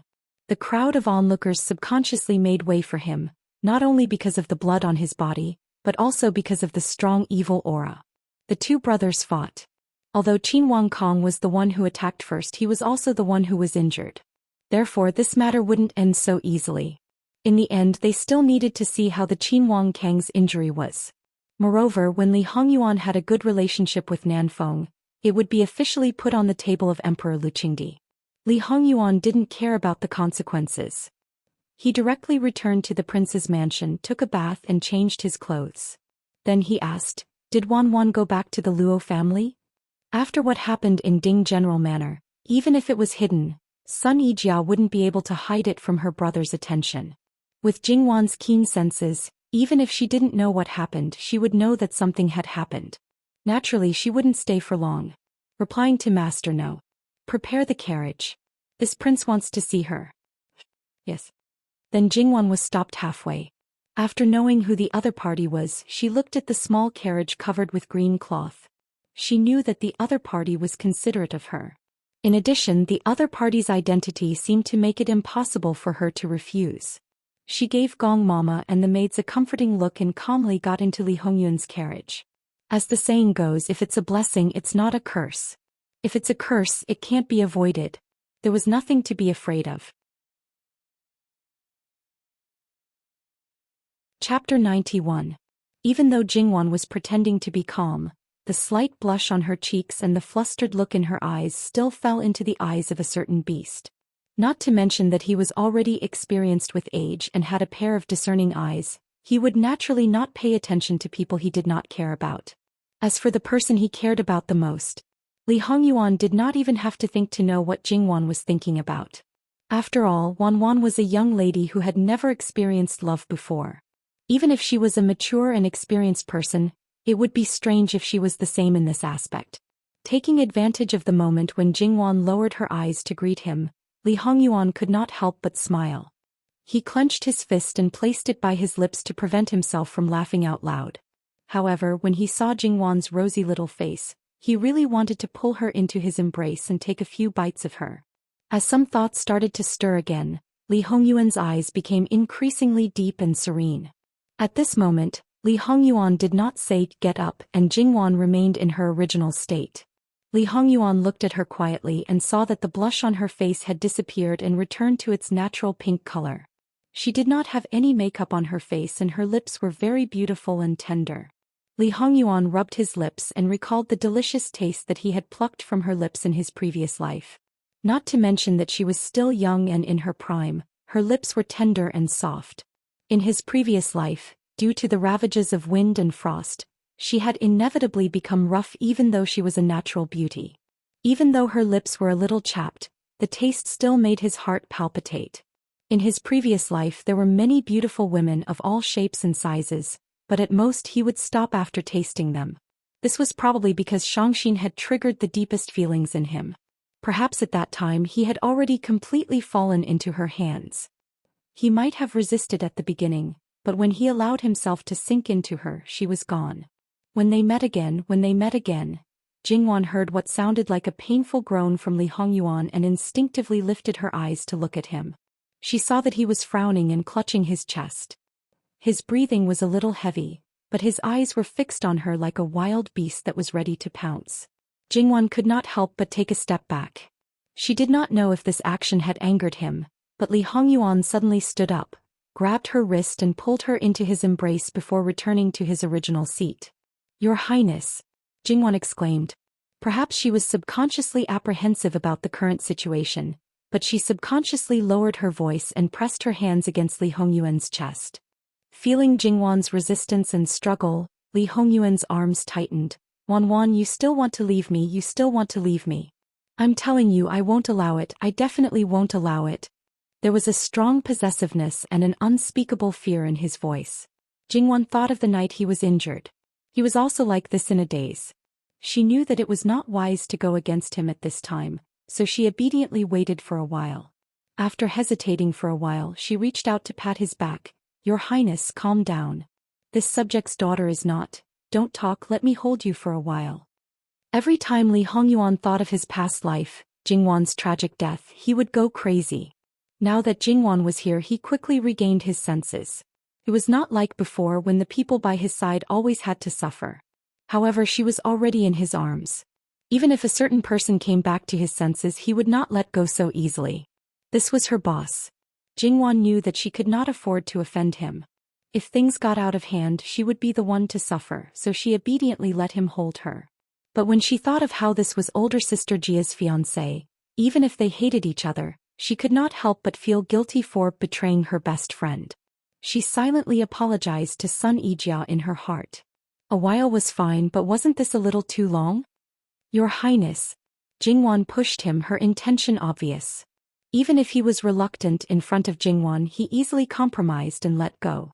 Jingwan quickly backed away, causing Li Hongyuan's eyes to darken a bit, but this time he did not move. "Have a seat." Li Hongyuan pointed at the soft cushion on the side. The soft cushion was comfortable and soft to the touch, and the surface was made of the best fur. He couldn't help but sigh in his heart.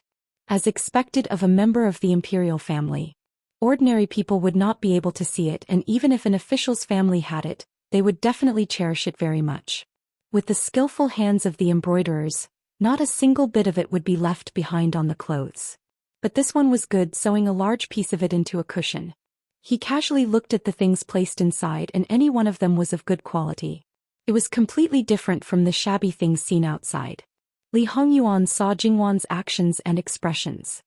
He was purely curious and sighing without the slightest bit of envy, let alone greed. Even if he was sizing her up, he was magnanimous, not sneaky at all. In the blink of an eye, that bit of curiosity disappeared and he sat down quietly. Just now, it was this prince who was rude to Mississippi. Li Hongyuan opened his mouth. Outside, an who was driving the carriage had a straight face. Because he was also the head of the imperial bodyguards, when he appeared with his two identities, it was naturally different. Even if someone saw him now, they would not associate him with Li Hongyuan's imperial bodyguard. Hearing this, he couldn't help but curse in his heart. Master, this shameless person actually pretended to be a modest gentleman. Big-tailed wolf, so be it. You can pretend for a while, but you can pretend for a lifetime. In the future, when Miss Luo finds out, you're not afraid of being punished. No, your highness doesn't need to take it to heart. It had to be said that his attitude really surprised Jingwan. Whether it was what she heard or the few times she met him, it was poles apart from the current situation. Li Hongyuan seemed to be able to see through her thoughts at a glance. He chuckled. After all, you are this prince's savior. Jingwan was startled not only because of Li Hongyuan's words, but also because of that smile. It was simply a blooming peony. Although it might be an ink peony, it was also the most luxurious, the most rare, and the one that was unbelievably beautiful. Li Hongyuan relaxed his body and calmly leaned back. His expression was languid, but there was also a bit of charm. Jingwan's lips and teeth slightly opened, spitting out two words, evildoer. Li Hongyuan didn't hear what she said clearly, but from the shape of her lips he could more or less guess it. What did Miss Luo say? Oh, nothing. I don't know what instructions your highness has for this subject. Li Hongyuan's line of sight fell on Jingwan's neck. How is Miss Luo's injury?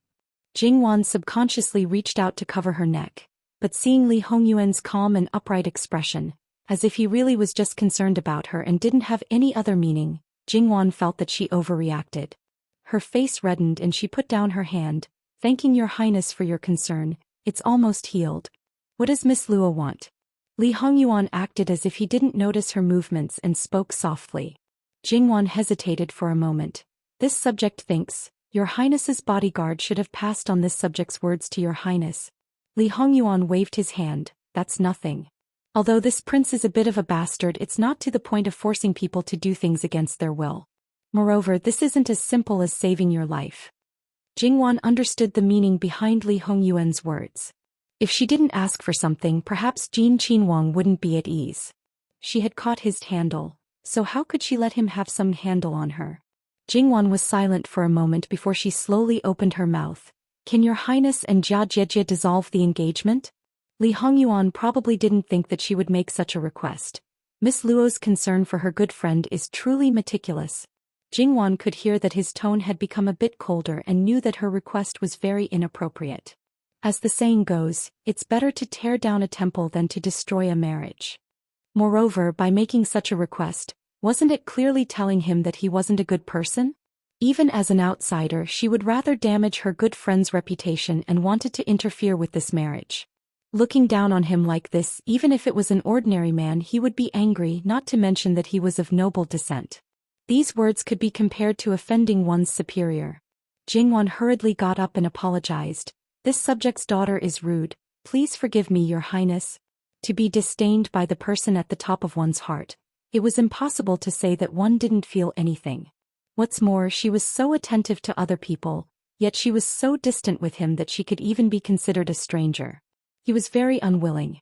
But when he saw Jingwan frowning with an uneasy expression, he also felt distressed. Forget it, he could always make it up to her in the future. Get up, your highness. Benwang didn't mean to blame you. Your request, your highness, Benwang agrees. Your highness. Jingwan raised her head to look at him, somewhat in disbelief. Li Hongyuan laughed in spite of himself. Is it possible that Benwang's life is not worth a marriage that no one is willing to accept? Many thanks to your highness, but I'm afraid that this matter will make your highness feel awkward. It's not awkward, it's just being a scoundrel again. Benwang has done a lot of scoundrels, so this one won't make a difference. Li Hongyuan said rather self-deprecatingly. Jingwan's lips quivered, feeling rather guilty. Li Hongyuan, this big-tailed wolf, was wagging his tail in his heart. This was originally part of his plan, but now that he had an unexpected harvest, it could be considered a small compensation for him. But there is one thing that I need to remind Miss Luo. This prince has a reputation of bringing bad luck to his wife. None of the women that have been engaged to this prince have a good ending. I'm afraid that before this prince can resolve this matter, something will happen to your good sister. Jingwan gave an indifferent smile. That's pure nonsense.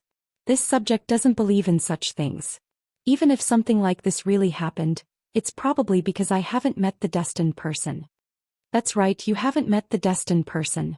In your previous life, you didn't meet the destined person, so your ending was tragic. This prince didn't meet the destined person, so I was deceived and betrayed. The two of us should be together. Sit down. Your Highness, if there's nothing else, this subject will take her leave first. After all, Miss Luo, are you planning to throw me away after using me? You're not even willing to sit with this prince for a while longer? Jingwan was speechless. What did he mean by throwing me away after using me? His words made her speechless, as if she had nothing to say. But since he had said so, Jingwan could only sit back down. For a moment the carriage fell into silence. Jingwan looked down and Li Hongyuan kept looking at her. With such an unabashed gaze, it was difficult for Jingwan to pretend that she didn't know. Finally she couldn't help but look at Li Hongyuan. Is this subject and that girl that similar? Li Hongyuan was somewhat baffled by her question, and for a moment he didn't respond. Jingwan's imagined result was that this Jean prince originally had a true love, but she didn't know why she left him. Perhaps because of this he became greedy for flowers and beauties. She originally thought that he was muddle-headed from his fever that night, so he held on to the person in front of him. But looking at him just now, he was clearly sober and did the same thing. Then it could only mean that there were similarities between her and that girl, and she was afraid that it was quite a lot. Although saying it might expose his scars and even anger him, it was very uncomfortable to be stared at from the back. Therefore Jingwan was bold for once. Seeing that he didn't understand, she deliberated for a moment. It's that Wan girl that you spoke of. How could Li Hongyuan not understand? She thought that he treated her as someone else. His face immediately darkened. He did so much and this was the result. He really wanted to directly pull her over, strip her clothes, and then tell her who the person he called was. Jingwan felt that she might have lit a barrel of explosives. Jean Prince seemed to want to strangle her. Jingwan was vexed. How could she be muddle-headed and dare to stroke the tiger's whiskers? Was it because the man in front of her was too peaceful? Or was she relying on her resemblance to his sweetheart, relying on the fact that she was his savior? In fact, Jingwan herself didn't realize that she had always been a cautious person, but on Li Hongyuan's matters she was bold more than once. Wang Ye, calm your anger.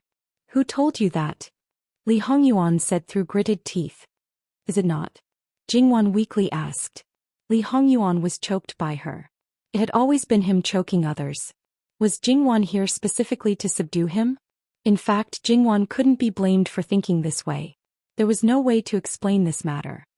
Shut up for Benwang. Jingwan obediently did as she was told. After all, this living king of hell only told her to shut up and didn't directly strangle her to death. This was already very benevolent. Li Hongyuan frowned and fiercely closed his eyes, covering his eyes. Jingwan didn't expect that this insufferably arrogant man would be in so much pain. Sure enough, no matter how ruthless and dark a person was, there would always be a soft side to his heart. After Li Hongyuan moved his hand away, he had already recovered his calm. He only faintly looked at Jingwan. Jingwan pursed her lips. This subject's daughter is very sorry. Sorry is enough.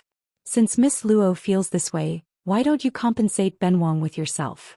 Li Hongyuan coldly said. Wang Ye, please have some self-respect. Although Jingwan felt guilty about what happened just now, it didn't mean that she would obediently be humiliated. She was still so amenable to coaxing but not coercion. In her previous life, this kind of personality was more or less a factor in her suffering. Under the imperial power, it could be said that without power, there was no right to be arrogant. It was even more likely that one's pride would be broken. In reality, if Wan chose herself and abandoned her husband's family, she could at least live. But she was unyielding. Her husband's family didn't betray her, so she didn't abandon them and chose the most difficult and tragic path. There is no such thing as self-respect for Ben Wang. What do you want? Jingwan frowned and coldly looked at him. Wang's position is high and powerful. In your eyes, this subject's daughter is naturally nothing. The Luo family. The two words Li Hongyuan made Jingwan shut her mouth. In fact, her weakness was very obvious and easy to catch. People like them would definitely be able to catch her easily.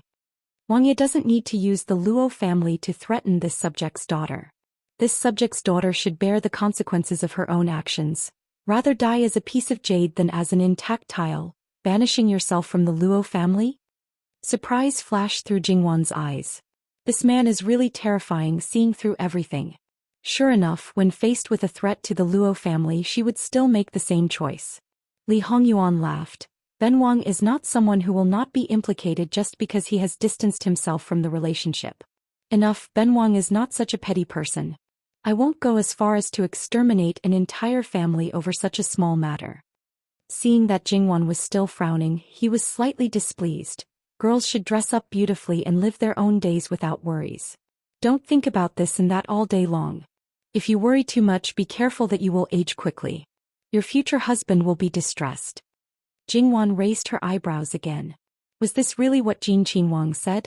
And the speed at which he changed his face. Just treat it as if Ben Wang treats you as her. However, you can rest assured that Ben Wang will not do anything to you. This was not an excuse to be good to her. As for this misunderstanding, since it had already been created, he would slowly think of a way to eliminate it after marriage. In any case, at that time the person would already be in his mouth. There would be time to grind with her, time to let her see the truth clearly. You can go back early.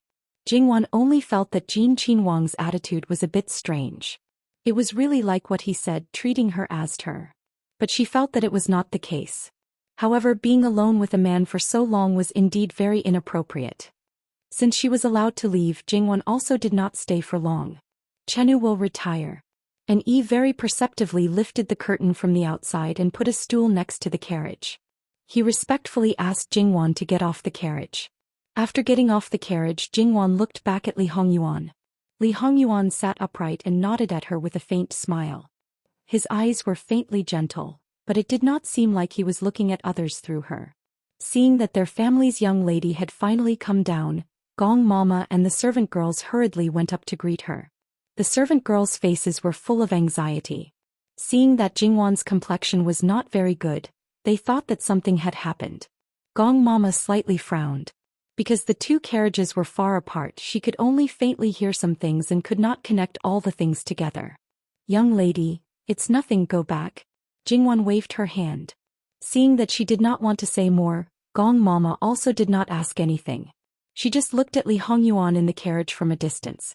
A long time after Luo family's carriage left, Li Hongyuan was still sitting there, not saying a word. He did not speak, so an Yi could not do anything, just like a shadow. In fact, when an Yi heard Jingwan's words, he slightly sympathized with his master.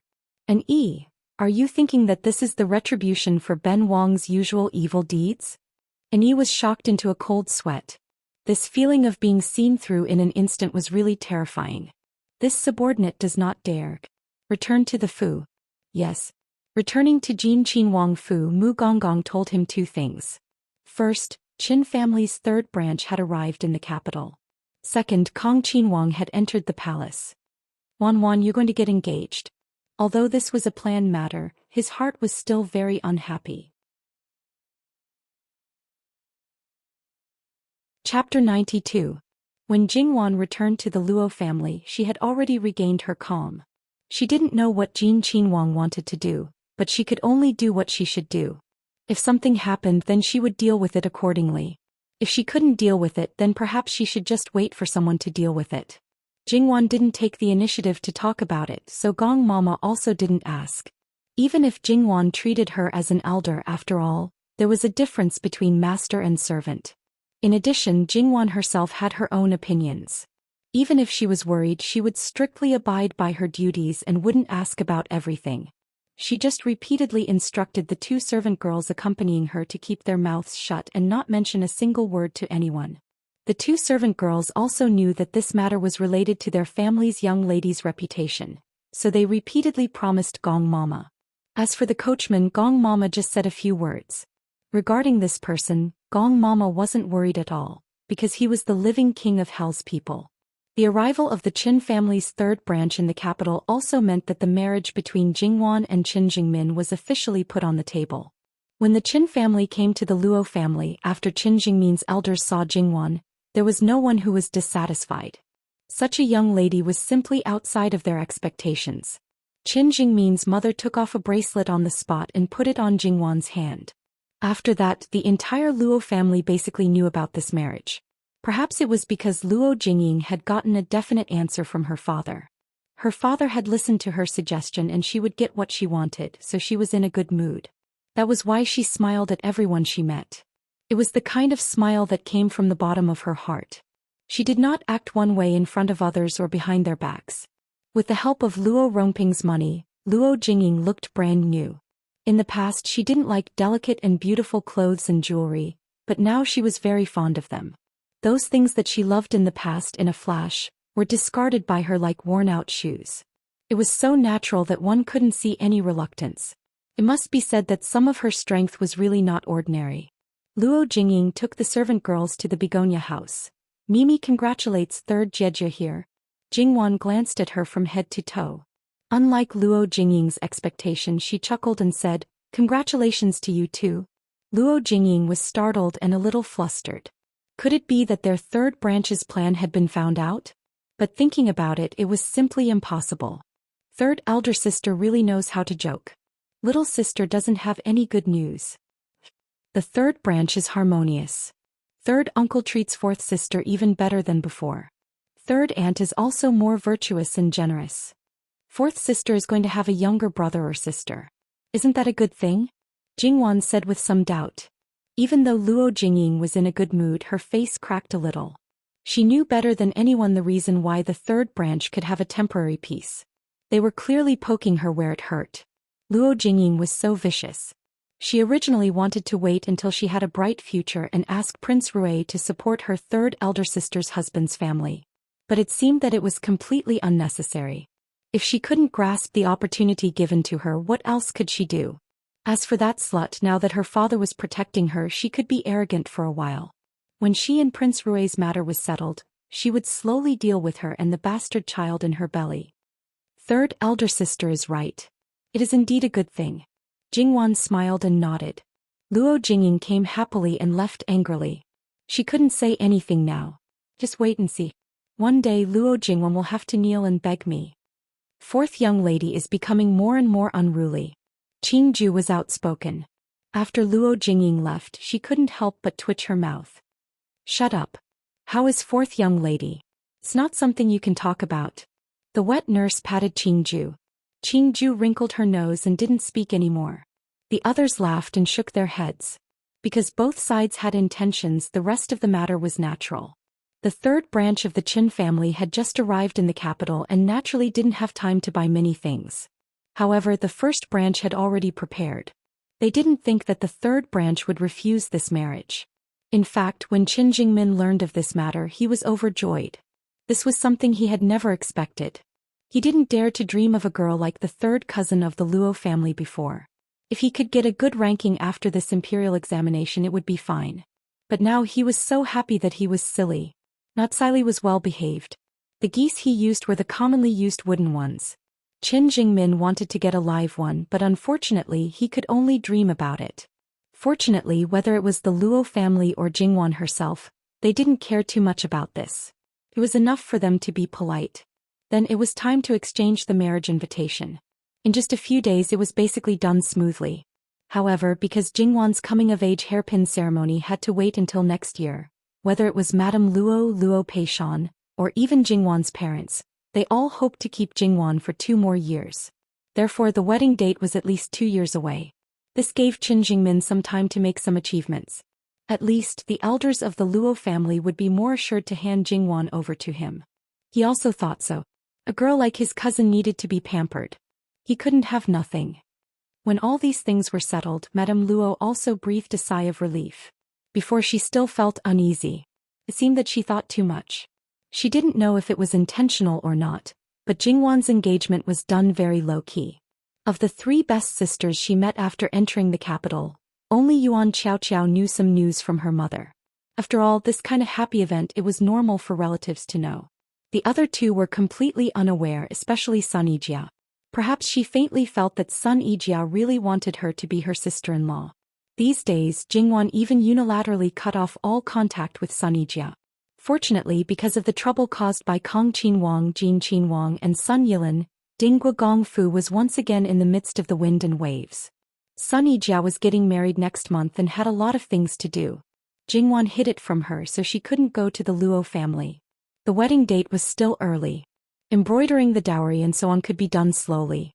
Therefore Jingwan went out. It was time to go see Yuan Xiaoqiao and Zhou Shuang. As for Dinggua Gongfu, it was not convenient to go for the time being. The love triangle between the 3 men and how the court and the harem had become, Jingwan knew clearly from her grandfather Luo Peishan. After Jingwan heard about it, there was only one word that could describe her feelings: embarrassed. In her opinion, this matter was most likely caused by Jin Qinwang. If he really didn't care about men and women, he most likely wouldn't reach out his hand to Sun Yilin. What could be done that would be disadvantageous to him? There was no reason for that kind of person to not be clear. Playing around was one thing, but if it was for real, then it was completely different. However, Jingwan always felt that it might not be just because his bad temper flared up. Doing something for entertainment when he had nothing to do was probably just to cover up his true purpose. But she also didn't hear her grandfather mention anything else in the court that was worth paying attention to. If Jingwan knew that Li Hongyuan's purpose was just to tie down the feet of one love rival and let the other love rival smoothly get engaged with the girl at the bottom of his heart, what kind of expression would she have? Making such a big fuss, was it just to help the love rival? It should be said that Jin Qinwang really wasn't an ordinary person. His mind was treacherous and he didn't act according to common sense. Even when she went to see the people who were recuperating, she didn't bring any medicinal herbs or the like. Those things the Luo family had already sent a lot of them over. Jingwan only brought a few pots of flowers and plants, as well as the rouge and face powder that she had made these days. There were also some skincare products, all of which were made with pure natural ingredients, so there was no need to worry about being poisoned. Jingwan first went to the Yuan family. Yuan Xiaoqiao's father was the director of the Ministry of Appointments. A 4th-rank official in a local area may be a leader, but in a place like the capital, it really didn't count for much. However, the Ministry of Appointments was in charge of the appointment, dismissal, examination, promotion, transfer, and so on. Therefore, even if it was the lowest-rank official in the Ministry of Appointments, there would still be a lot of people fighting over it. Didn't you see how when Jingwan and the others entered the capital, when eldest aunt came to visit, Lucia anxiously rushed forward to curry favor? Yuan Xiaoqiao's situation wasn't bad. Luo Peishan personally invited the imperial physicians from the imperial hospital, and with the medicine prescribed by great master Liaochen, her situation was much better than expected. Compared to before, her body might be a bit weaker, but it wasn't to the extent that she would become a pot of medicine that couldn't be exposed to the wind. As long as the broken leg was properly taken care of, there wouldn't be any hidden dangers. Wan, you finally came. I was almost bored to death in the room. As soon as she heard Yuan Xiaoqiao say the word die, her wet nurse hurriedly spat twice, telling her to stop talking nonsense. Yuan Xiaoqiao hurriedly responded and didn't say anything else. She turned around and stuck out her tongue at Jingwan. It seemed that because of this matter she had been tormented in many ways. Jingwan saw that Yuan Xiaoqiao was so energetic that she was truly relieved. However, with Yuan Xiaoqiao's lively personality, she was afraid that she really was bored to death because she couldn't move her leg. Where's Aunt? Why don't I see her? Jingwan didn't see her from the moment she entered the Yuan family's gate. Yuan Xiaoqiao pursed her lips. I think you know about our family's situation. Isn't it because there's trouble over there? My mother is now serving her like an old maid, and my grandmother and the others are also complying with her in everything. I hope she can really give birth to a son, otherwise she'll suffer afterwards. Yuan Xiaoqiao was so relaxed and didn't worry about her mother at all because she knew that her father and grandmother treated her mother very well. Although her grandmother was also worried that her mother couldn't give birth to a grandson for her, she still repeatedly comforted her mother that this child was fate. Even if she didn't have a legitimate younger brother, her grandmother wouldn't put a concubine above her mother's head, and her father wouldn't spoil the concubine and neglect the wife. Therefore, when Jingwan said that her grandfather didn't choose the wrong person for her aunts, she wasn't just saying it. Jingwan didn't say much. In this kind of situation, as one of those lucky concubines and concubines, 9 out of 10 of them were arrogant. If they got what they wanted, they might become even more arrogant. However, if they met a powerful matriarch, it was equivalent to giving birth to a child and there was nothing for her to do. If she was obedient, she might be able to keep her life. If she wasn't obedient, she might be able to keep the child and leave the mother. This kind of thing couldn't be more normal. Let's not talk about this anymore. So boring. What did you bring for me? Let me take a look. There were a few pots of green flowers and plants, big and small. They looked very spirited and made people feel comfortable just by looking at them. They're raised very well. Is there anything I need to pay attention to? What if I don't pay attention to them and they go bad? I know that cousin is a careless person, so these are very easy to raise. Jingwan looked at her with a smile. You've got guts. You dare to laugh at cousin? Yuan Xiaoqiao wanted to tickle her. Jingwan dodged it easily. Cousin, you should wait until your leg is better before we talk about it. Yuan Xiaoqiao was so angry that she pounded the bed and said ruthlessly that when she recovered, she would definitely teach her a lesson. Jingwan saw that she was full of energy and stopped teasing her. Instead, she began to coax her and asked the servant to take out other things. Most girls would like these things. Sure enough, Yuan Xiaoqiao was very happy when she saw them. One had to know that when they were at White Dragon Temple, the simple makeup made by Jingwan gave them a big surprise. Although Jingwan didn't make a lot these days, she prepared most of it to give to her 3 good sisters. Therefore, after distributing it, it wasn't a small amount. It was enough for them to use for a while. Of course, if they were to give it away, it would be a different story. Try it on the back of your hand for 2 days. If there's no problem, use it on other places. Why? I'm worried that there will be problems like redness or rashes. How is that possible? Wanwan, would you harm me? Yuan Xiaoqiao waved her hand dismissively. It's not like that. Everyone's skin is different. Some things can be used while others can't.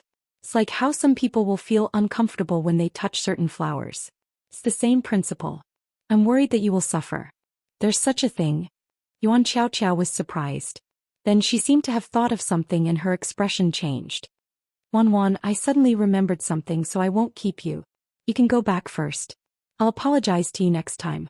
She lowered her voice. Also, about your engagement, you're really fast. I'll have to ask you properly next time. Jingwan thought that what she said probably made Yuan Xiaoqiao think of something else. She didn't want to stay any longer and got up to leave. After the wet nurse sent Jingwan and the others out and came back, Yuan Xiaoqiao hurriedly said, Wet nurse, do you think that Aunt's problem is related to what Wanwan said? It's possible. Miss, you mean? Aunt came to see me yesterday. I don't know how many times she cried when I saw her eyes. My heart ached when I saw her. We all know what kind of person Aunt is. She would never do such a vicious thing. Uncle's family actually made a fuss about divorcing her. If it's really like what Wanwan said, then everything will be solved. Then I'll go find old madam now and tell them about this matter. Okay, you can go, wet nurse. Jingwan left the Yuan residence and went directly to the Zhou residence.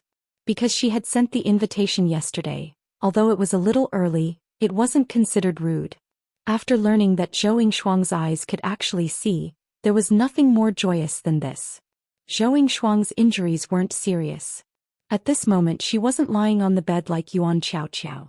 Instead, she was sitting by the window with a smile on her face. It seemed that she was in a very good mood. Did something good happen? Jingwan walked up to her and teased. Yuan, you're here. Come and sit down. Jingwan sat down and waved her hand in front of Zhou Yingshuang's eyes. Zhou Yingshuang grabbed her hand and said, I can really see. Zhou Yingshuang smiled sweetly. She didn't look like she was just happy because her eyes had a chance to fully recover. Can you tell me what good news it is? Zhou Yingshuang's face blushed. Well, there was no need to say anything. Jingwan had already guessed it. After a moment of hesitation, she wanted to share the good news with her friend. She leaned close to Jingwon and whispered, "He came to see me. He just left not long ago. Although he only said a few words outside, I'm so happy. Our family was originally discussing the marriage between me and the Lord Chancellor's son. Actually, things were almost done. Originally, I thought that because of my eyes, the marriage would probably be cancelled. I didn't expect that the second day after we came back, the Lord Chancellor's wife personally came and asked me to take care of my eyes. Today he came in person. He still doesn't know that my eyes are getting better. I originally thought that he was just like that, but now. Very good, this was a typical example of someone who didn't care at first but was played the tender card when they were weak. After a few words of concern and a promise of never leaving, that little heart of hers began to beat rapidly.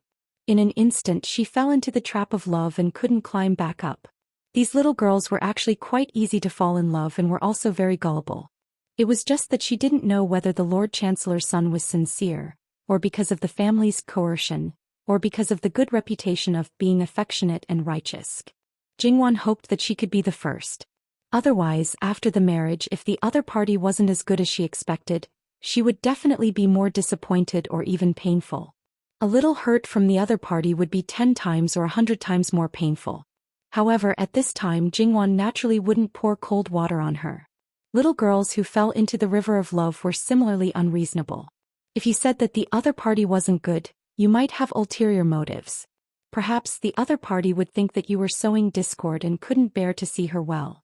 Good sisters, good girlfriends who turned against each other because of a man, weren't there many? Perhaps she should take some time to talk to her wet nurse and let them remind her at an appropriate time? However, these words really weren't suitable for an unmarried little girl like her to say. Jingwon suddenly patted her own head. Which woman in the inner courtyard wasn't sophisticated? Even if they hadn't seen the twists and turns of the inner courtyard, they had heard a lot of it. What else could they not think of? After reaching the same point, she no longer hesitated and took out the gift for Zhou Shuang. In Gong Mama's opinion, her miss was good in every way, but sometimes she just loved to worry. And the things that she worried about basically wouldn't happen.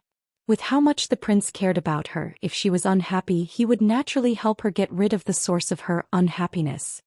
Gong Mama had never worried that her Mrs. Close friends would have a bad life in the future, even if it was Sun Yijia who was in the worst situation right now.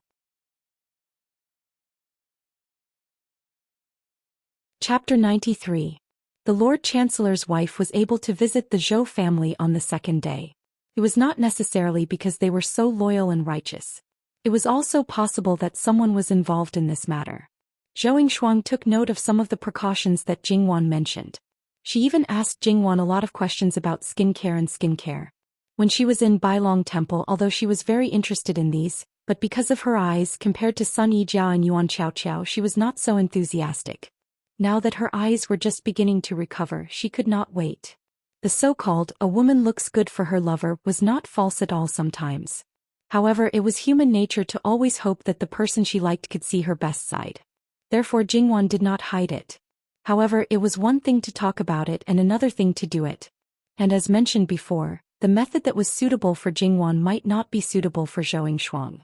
Therefore Jingwon also warned her to be serious. If she did not make herself more beautiful but worse, the loss would outweigh the gain. However, thinking that the women here cared about their own appearance, there was no need to be too worried. They would not joke about their own faces, because the more they talked, the more time it would take. Therefore Jingwon was directly asked to stay in the Zhou family for lunch. After all, Zhou Shuang was still recuperating. Jingwon was also worried that it would take a long time for her to be exhausted. Therefore she left after lunch. However, she did not expect that on the way back she met a tiger again. This time it was not Li Hongyuan but Sun Yilin. Compared to Li Hongyuan, Sun Yilin was much more courteous. He didn't even get off the carriage. He didn't want to attract too much attention and affect Jingwon negatively. His carriage also didn't have any insignia. It was next to the Luo family's carriage, but one was facing east while the other was facing west. Jingwon sat in the carriage. She was more or less surprised that Sun Yilin pulled her. "May I know what young Master Sun wants?" Sun Yilin was silent for a long time. It was so long that Jingwon thought that he could not speak. Then his somewhat hoarse and dry voice came. "I heard that Miss Luo is engaged?" Jingwon almost didn't hear the last 3 words clearly. Her voice was hesitant, soft, and seemed to be mixed with a bit of disbelief. Jingwon was stunned. What was going on? When did she attract such a peach blossom? It wasn't that Jingwon thought too highly of herself and immediately thought of this. It was just that the current secular etiquette was like this. If it wasn't the girl he admired, as long as it was a man with a bit of education, he wouldn't ask another girl such a question in person. But obviously Sun Yilan's education was absolutely top-notch. To do such a rude thing, he must regard himself as extremely important. She couldn't help but think of the words that Sun Yijia said to her not too long ago. She wanted her to be her sister-in-law and had mentioned Sun Yilan. From the looks of it, it wasn't Sun Yijia's wishful thinking. It was Sun Yilan who had such thoughts and she strongly supported it. Jingwon fell into silence. The word love was the most difficult to understand. Logically speaking, Sun Yilan only admired her and she didn't do anything to seduce him. There was no need to care about it. The problem was that he was someone she knew and was the elder brother of her good sister. It was hard to ignore it completely. Miss Luo has a clever heart. I'm sure you understand my thoughts? Sorry. Jingwon paused and spat out these two words. Although it was a little cruel to directly cut off his thoughts, it was taboo to be clingy and ambiguous in this kind of thing. As the saying goes, if you don't make a decision, you'll be in trouble if you don't make a decision. If Jingwon's thoughts were messed up because such an outstanding man adored her and deliberately left him hanging, not only would it be disrespectful to Sun Yilan, but it would also be disrespectful to Qin Jingmin. It might even be a disguised betrayal. Moreover, even if Jingwon admired Sun Yilan, she wouldn't do anything that went against her principles. Sun Yilan smiled bitterly and covered his face with both hands. His heart felt like it was being twisted by a knife and it was extremely painful. Perhaps he had only liked this young lady before, but after knowing that she was suddenly engaged and would marry another man in the future, that her life would not involve him and that it would be extremely difficult for him to even see her, he finally woke up from his daze. Other than her, he was afraid that he would not be able to place another woman in his heart in this lifetime. He had missed this opportunity just like that. He thought that she was still young. He thought that she had just arrived in the capital not long ago and even if the Luo family wanted to find a husband for her, they wouldn't be able to finalize a candidate in such a short time. He thought that with his talent, appearance, character and even his family background, when he went to the Luo family to propose marriage, the Luo family would definitely not object and everything would be done naturally. Looking at it now, it was all because he thought too highly of himself and thought too highly of himself.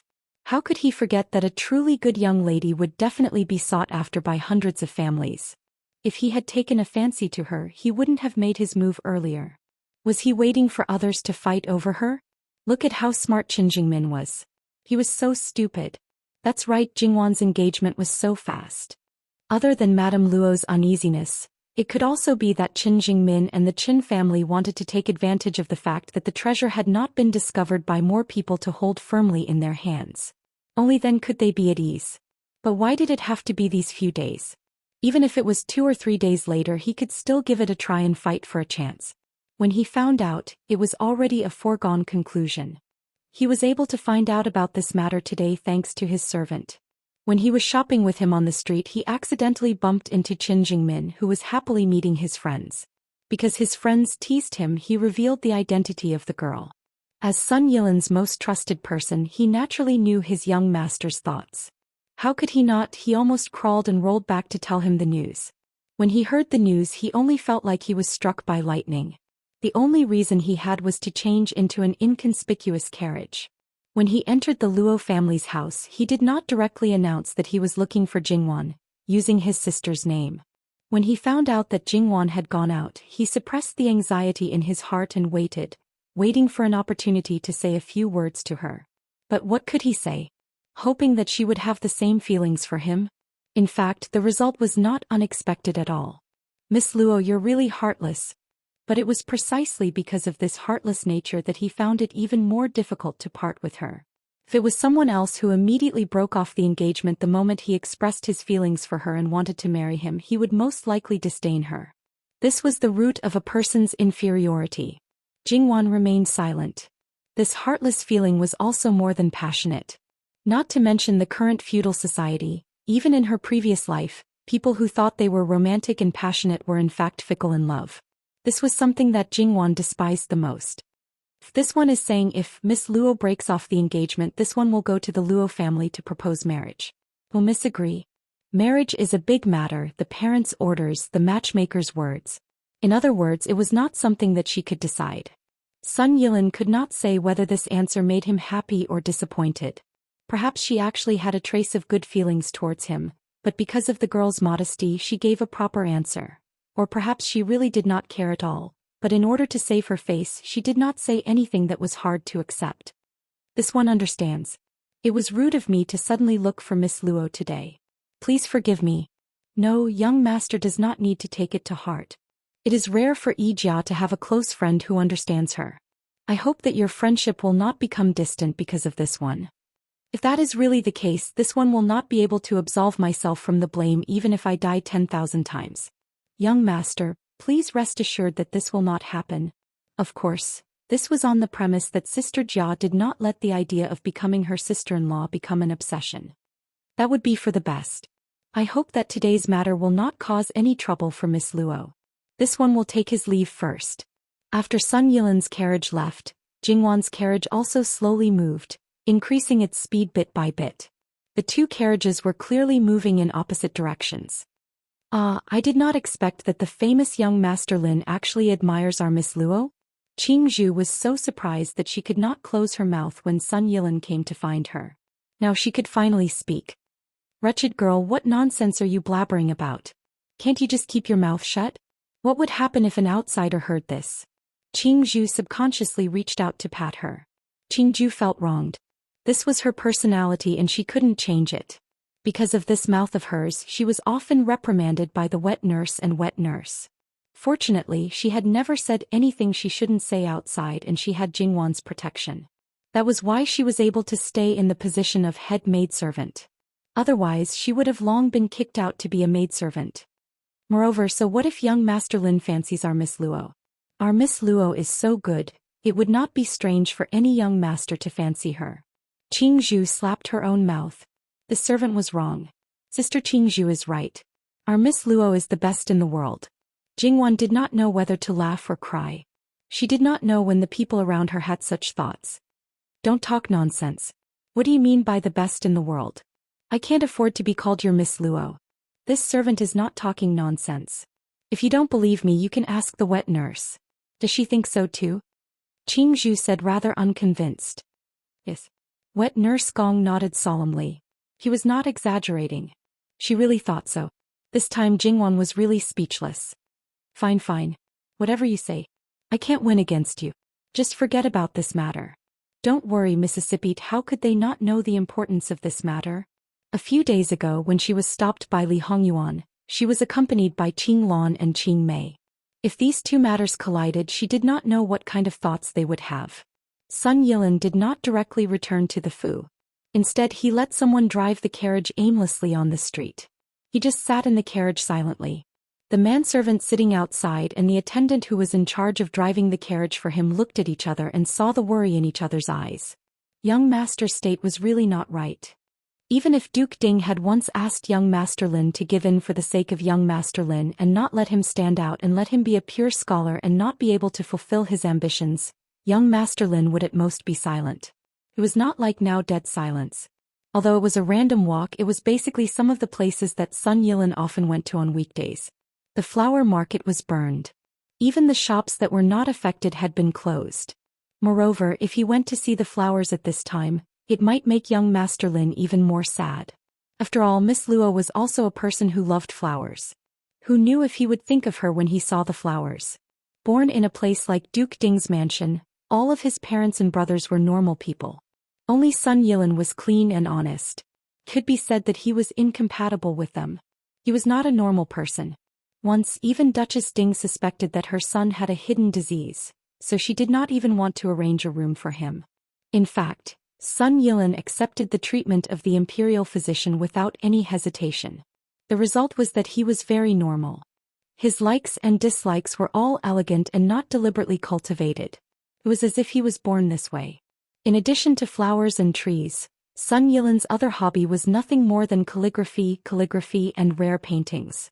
When he had nothing to do, he would talk with his friends. Compared with others who talked about the court, the world, and the common people, he was more immersed in the beautiful scenery of mountains and rivers in travel books. After all, he had come into contact with what others said. Only when you really came into contact with it, you would know the hardships and difficulties in it. It was not a matter of a few words of exaggeration, and it was not something that could be solved by a few words of what you would do if you were in his place.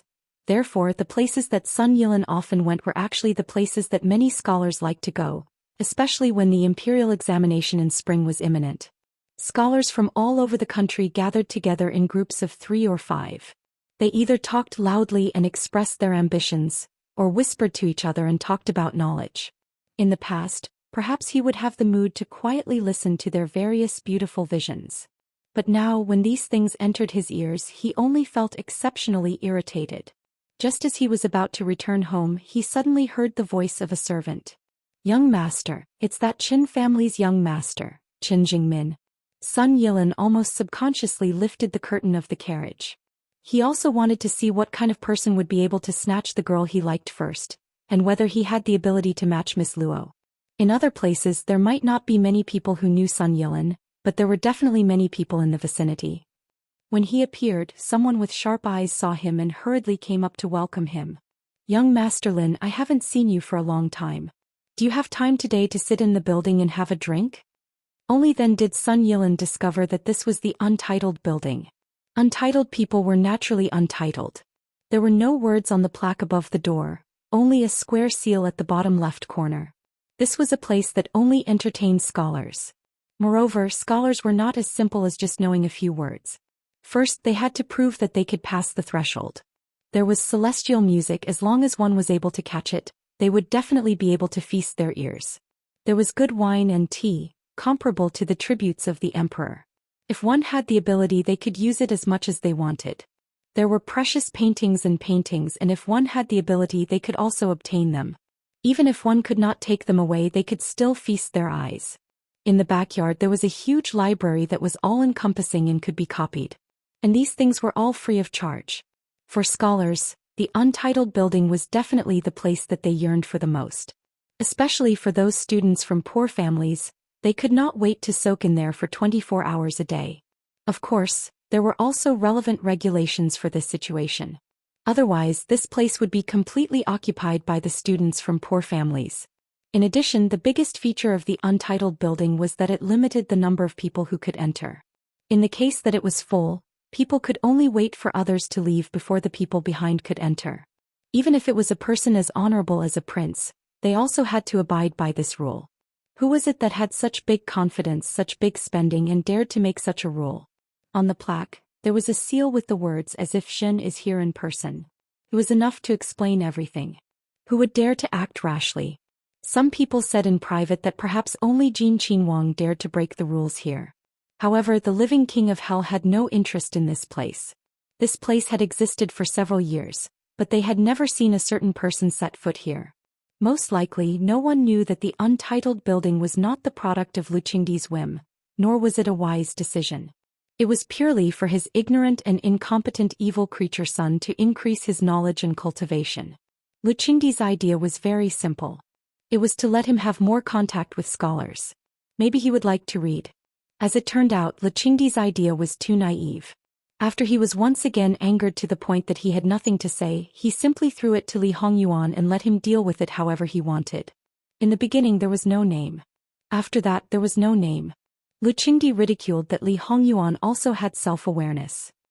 He knew that he did not have much knowledge, so he would not do such a shameful thing like a plaque. But Li Hongyuan's answer once again made him fall backwards in anger. Ken is an uneducated person. Perhaps in the future I will be able to marry a knowledgeable wife. In the future let your daughter-in-law do the calligraphy. Lu Qingdi scolded him with a torrent of dog blood. But year after year he was willing to let his daughter-in-law do the calligraphy, but there was no sign of this daughter-in-law. Li Hongyuan took over the untitled pavilion, but in Lu Qingdi's view, that evil creature had never cared about it. All the good things inside were given by him, and the people who took care of it were also assigned by him. Lu Qingdi would never know that the people he assigned were all Li Hongyuan's people. Li Hongyuan was the untitled pavilion's master on the surface, but also its actual master. because many things in the untitled pavilion were very attractive, not to mention young people, even famous scholars were very tempted. Therefore many calligraphy treasures were left behind. There were also some who knew that this place was closely related to the emperor, and whether they could use this place to attract the emperor's attention and soar to the sky. Therefore they all displayed their knowledge and did not hold back. It was easy to find talented people with special talents. Li Hongyuan selected some people for his use, and then handed them to Lu Qingdi. Lu Qingdi was complacent that he found another talent who could contribute to the country, but he did not know that these people were loyal to the evil creature he called. Anyway, he had already shown up and he really wanted to meet Qin Jingmin, who had already entered the untitled pavilion, so he got off the carriage. There are still seats in the pavilion? Look at what you're saying. You're here, how can there be no seats? Sun Yilin understood. As the saying goes, there are policies from above and countermeasures from below. When a person of high status appeared, even if the pavilion was full, there would always be people who would take the initiative to leave, either to take the opportunity to make friends, or out of respect and reverence. He did not notice it before, but it was because he did not care about worldly affairs and was stupid. Sure enough, a person came out of the pavilion and cupped his hands to Sun Yilin. This one has something to do and has to leave. Young Master Lin, please. At the same time, no one else rushed to enter. Sun Yilin nodded. Brother, why don't you leave your name card? We'll have a chat another day.